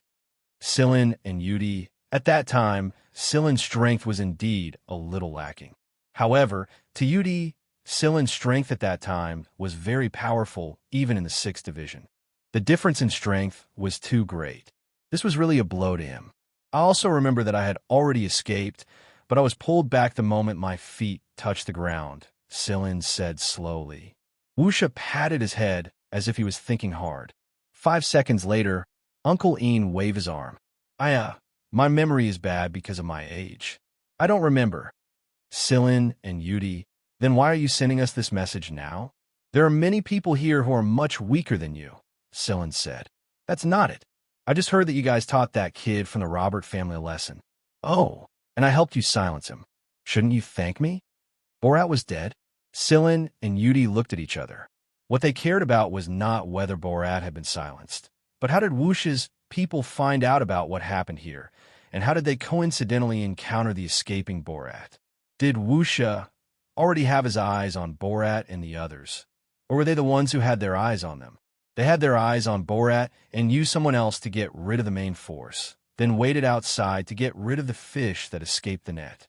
But if they had their eyes on the 11th squad from the start, after some thought, Sillin said, "You're really far-sighted." Uncle Ian chuckled and cupped his hands. "You flatter me. You've been watching us, haven't you?" Sillin said. "Yes." Uncle Ian did not hide anything from him. "It's just that I couldn't find you, kid. I only saw your robot substitute a few times." It seemed that Wuxia came prepared and had done a detailed investigation on the 11th squad. "You haven't told me why you're looking for us." The 11th squad is just a small squad in Vanguard, and it's only been established recently. Like you said, the difference in strength between us is too great, so there shouldn't be much interaction. Difference in strength. Uncle Ian rubbed his chin. "If I remember correctly, a couple of my subordinates suffered at your hands before. For example, Rhapsody on a rainy night. During their rescue mission, Sillin and the others had run into members of Wuxia, namely Liquid Silver, Stora, and Judy. The trio had failed to gain any advantage over Cheto and Shusag, and Judy had suffered a setback as well. Back then, Liquid Silver and the others had gone to Miracle Corporation's base to complete their mission, and when they returned, they looked like a mess. Everyone in Merciless was very surprised because they had never seen them in such a sorry state before. Later on, after Liquid Silver and the other two explained the incident in detail to Uncle Ian, he managed to gather some information and put the blame on Sillin. Although Shusag had reverted to his original appearance during the investigation, Liquid Silver was still able to recognize him. He didn't look like the man they'd met at the base. The more they investigated the 11th squad, the more puzzled they became. Why did it feel like this squad was full of secrets? Why would the captain use a robot as a substitute? Wuxia hadn't run into Sillin or Cheto at all during their investigation. It was precisely because of this that Ian Wuxia was even more curious. The fact that they were able to beat Wuxa's men proved that they were capable people. He didn't think that a small squad of the Big Four would be able to infiltrate Miracle's base and mess with his subordinates. Let's meet up.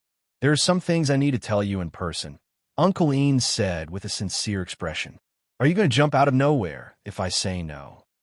Before Wuxia could answer, Sillin said, Level 1 search. Wuxia still didn't understand what Sillin meant. A short while later, Judy walked over and pointed to the side with an embarrassed look on her face. Wuxia turned around and saw a line of words appearing on a screen in the command room. I found you. After Sillin issued the Level 1 search order, Moon, Sigma, Cheto, and the others would step in and help if the starship couldn't find the target. Sillin didn't believe that anyone could escape from their combined efforts. Sure enough, in less than 10 seconds, the spacecraft hidden in a large gas, star-shaped group of satellites was dug out. This is interesting. Piglet, you've been messed with twice already, Wuxia said to Judy next to him. Judy's face turned from green to red, and then from red to black. Boss, can you call me something else? I can't. After that, Wuxia turned around and continued chatting with Sillin as if nothing had happened. At the same time, he gestured for his subordinates to fly the space plane over. The atmosphere in the 11th Squad grew heavy when they learned that the target was Wuxia, one of the two great assassin organizations. Huimao, Shueqiao, and the other gluttons were the only exceptions. Carrie's hands were shaking a little. It wasn't from fear, but excitement. Wuxia, that's Wuxia. I can't believe I've been a hunter for so many years. I can't believe that I'm able to get this close to a Wuxia, and it's the legendary hidden Wuxia assassin. Carrie panted heavily, but he couldn't suppress his excitement. Unlike hunter regiments or assassin organizations, the Mist and Wuxia were too mysterious. Although they were notorious, Carrie was more interested in the Mist and Wuxia than Azrael. Xiaoshan was still a little worried. After all, he had heard of the name Wuxia a long time ago. When he first became a hunter, these two assassin organizations were nothing more than legends to new hunters like him. Even after these two organizations became more high-profile, he still didn't think about getting close to them. After all, these two assassin organizations had always set their sights high. They were people who could even assassinate politicians from the League of Stars and military bigwigs. Xiao Shang could only admire them. Aren't you guys worried? Ba Dao glanced at his companions and asked. Mogaz was just as excited as Carrie. In fact, he didn't look worried at all. Although some of the others were worried, they were all looking forward to it. What's there to be afraid of? How about I protect you guys? But I'll charge you a protection fee. Huimao spread his wings and flew around in a circle. Forget it. I haven't even settled the score with you for breaking into my locker yet, Carrie said while tidying up his equipment. All right, Shusak. Did you say that you ran into Wuxia's men head-on before? Carrie asked. Yeah, Cheto fought them too. What happened? I'm standing right here, aren't I? Shusag flicked the corner of his shirt. They're pretty strong, but there's no need to be afraid. I might not be able to defeat them, but Cheto can. If it weren't for Sillin's communication, he probably would have taken out one of them already. Shusag's words caused the mouths of the players who were sorting out their equipment to fall into an O shape.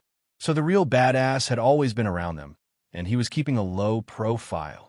Everyone was ready to fight, but Wuxia's space plane didn't get too close to Sillin's group.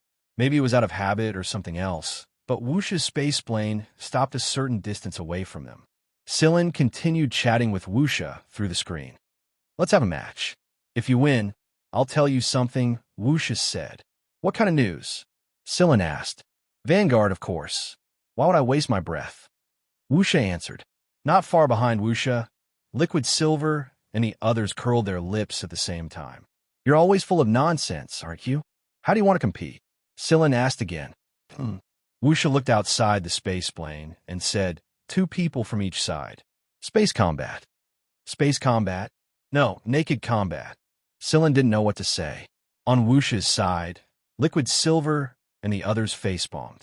In the end, it was Judy who corrected them. Boss, they don't understand what we're saying. Uncle Kane explained, it's a common saying in our organization. It means fighting in space without using a space plane, just using protective suits or something. After Wuxia's explanation, Sillin asked, "Location?" Wuxia waved his hand. An image popped up. It was the scene outside. The asteroid belt over there. It's close, and the venue is good. There's no electromagnetic storm. What a great opportunity. What if we lose? Yudi asked worriedly. He knew a lot about Wuxia, and it was precisely because he knew more than Carrie and the others that Yudi was more worried. Win or lose, there was one thing that couldn't be denied. They were relying on them. Lose? If you lose, then pay us some money. Give us some of the energy ores you just obtained. Not much. Just 20% of what you have will be enough, Wuxia said. Yudi looked at Sillin. What do you think? We accept. But I still want to ask, is there only one match? Sillin asked Wuxia. Just one match. More than that is a waste of time. Are you going to fight? Of course not. Why would I get involved in a child's game? A child's game? Yudi was helpless at this description, but the other party was Wuxia. As long as Wuxia didn't show up, it should be fine, right? Wuxia gave Sillin and the others 10 minutes to prepare and decide who to send. Who's going? Mo Hung asked. Old Mo was worried. They had finally ended a fight, but they had to face such an opponent before they could even return home. Old Mo knew a lot about Wuxia because of his son, so he had naturally heard of Wuxia. Being a hunter really wasn't easy. I'll go. Although he was mentally prepared, Mo Hung still couldn't help but worry. There were plenty of capable fighters in the 11th squad, and they could join the fray as well. What if something happened to Sillin himself? After all, the other party was Wuxia's man. At the end of the day, old Mo was still selfish. He didn't want Sillin to take the risk. It's fine. I know what I'm doing. You know what you're doing? That's what you say every time. Old Mo waved his hand and sat down helplessly. What about the other person? Yudi asked. Sillin looked out the door and shouted, "We's go out and fight." All right. Hui Mao, who had been waiting outside, flapped its wings and flew in. It looked like it was in a good mood. Mo Hung didn't know what to say anymore. Hui Mao was a stubborn man.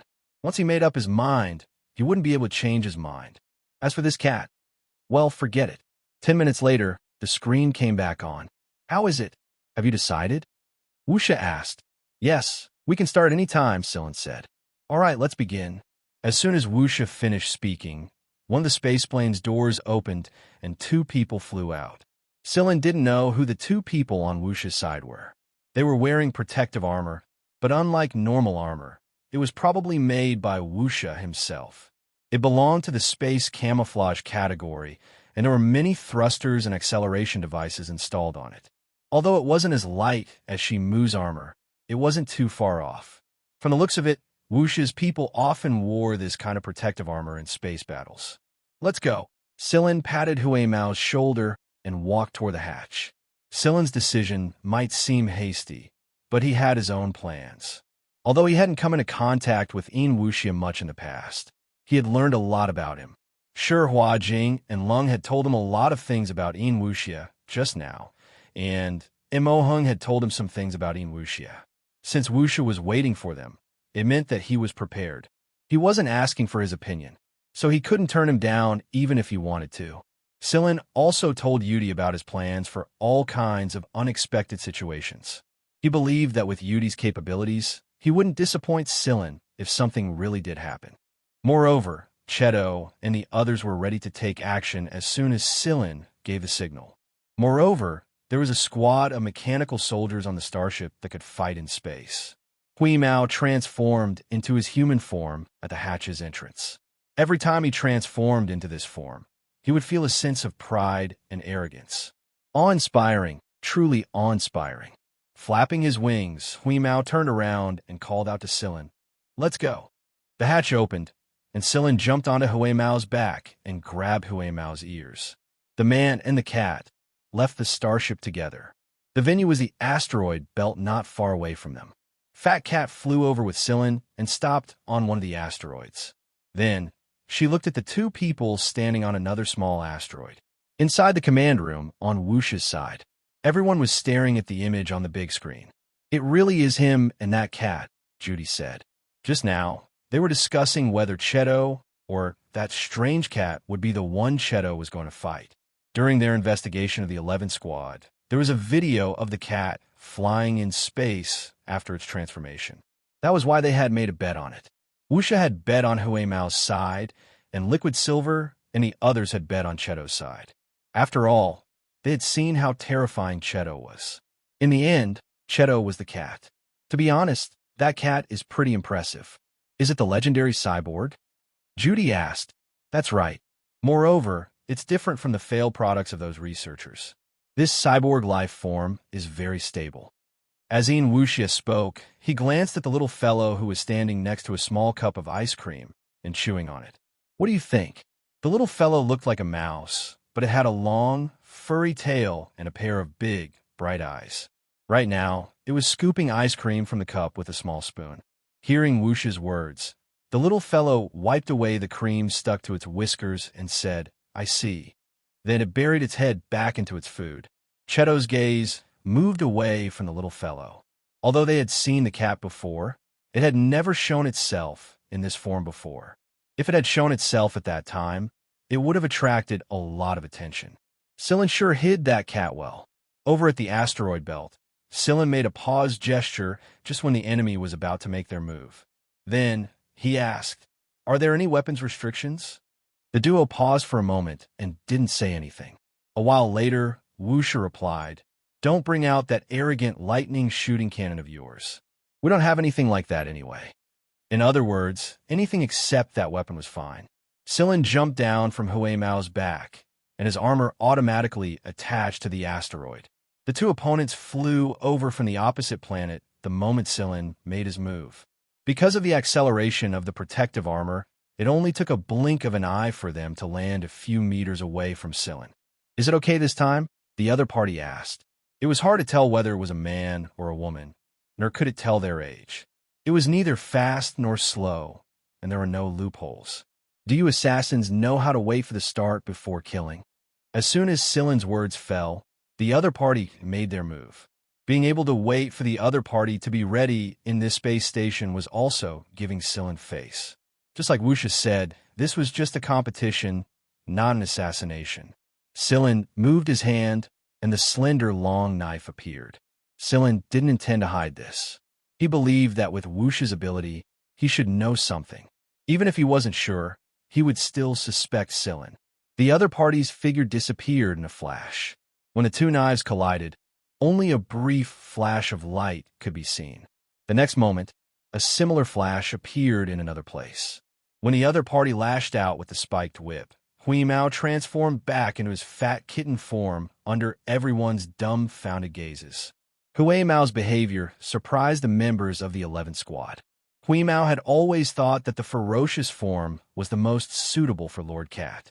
Before the battle, Lord Cat would show off his ferocious form, and most of the time, Hui Mao would appear in that form, just like when he was fighting the robots. But why would he transform back in front of everyone? Inside the aircraft, Wuxia, who was holding a cup of ice cream, paused for a moment before he smiled. Piglet, that kid is so cunning. How can he hide so well? Everyone wanted to see how Hui Mao would fight in that form, but Sillin had already told Hui Mao to transform back as soon as the battle started. With Hui Mao's speed, there was no way he would be injured. Even if he ran a lap around the asteroid belt, he wouldn't be caught. Sillin was confident in this. What puzzled Sillin was why Wuxia wanted to force Hui Mao out. Wuxia didn't arrange this so-called sky battle to see the combat power of the other members of the 11th Squad. If he really wanted to see it, why didn't he choose a planet to fight on land? Why did he choose to fight in space? Sillin thinks that something suddenly occurred to him when he saw Wuxia pick up another cup of ice cream. Sure, Hua Jing had told Sillin that there was someone in Wuxia who was very interested in cyborgs.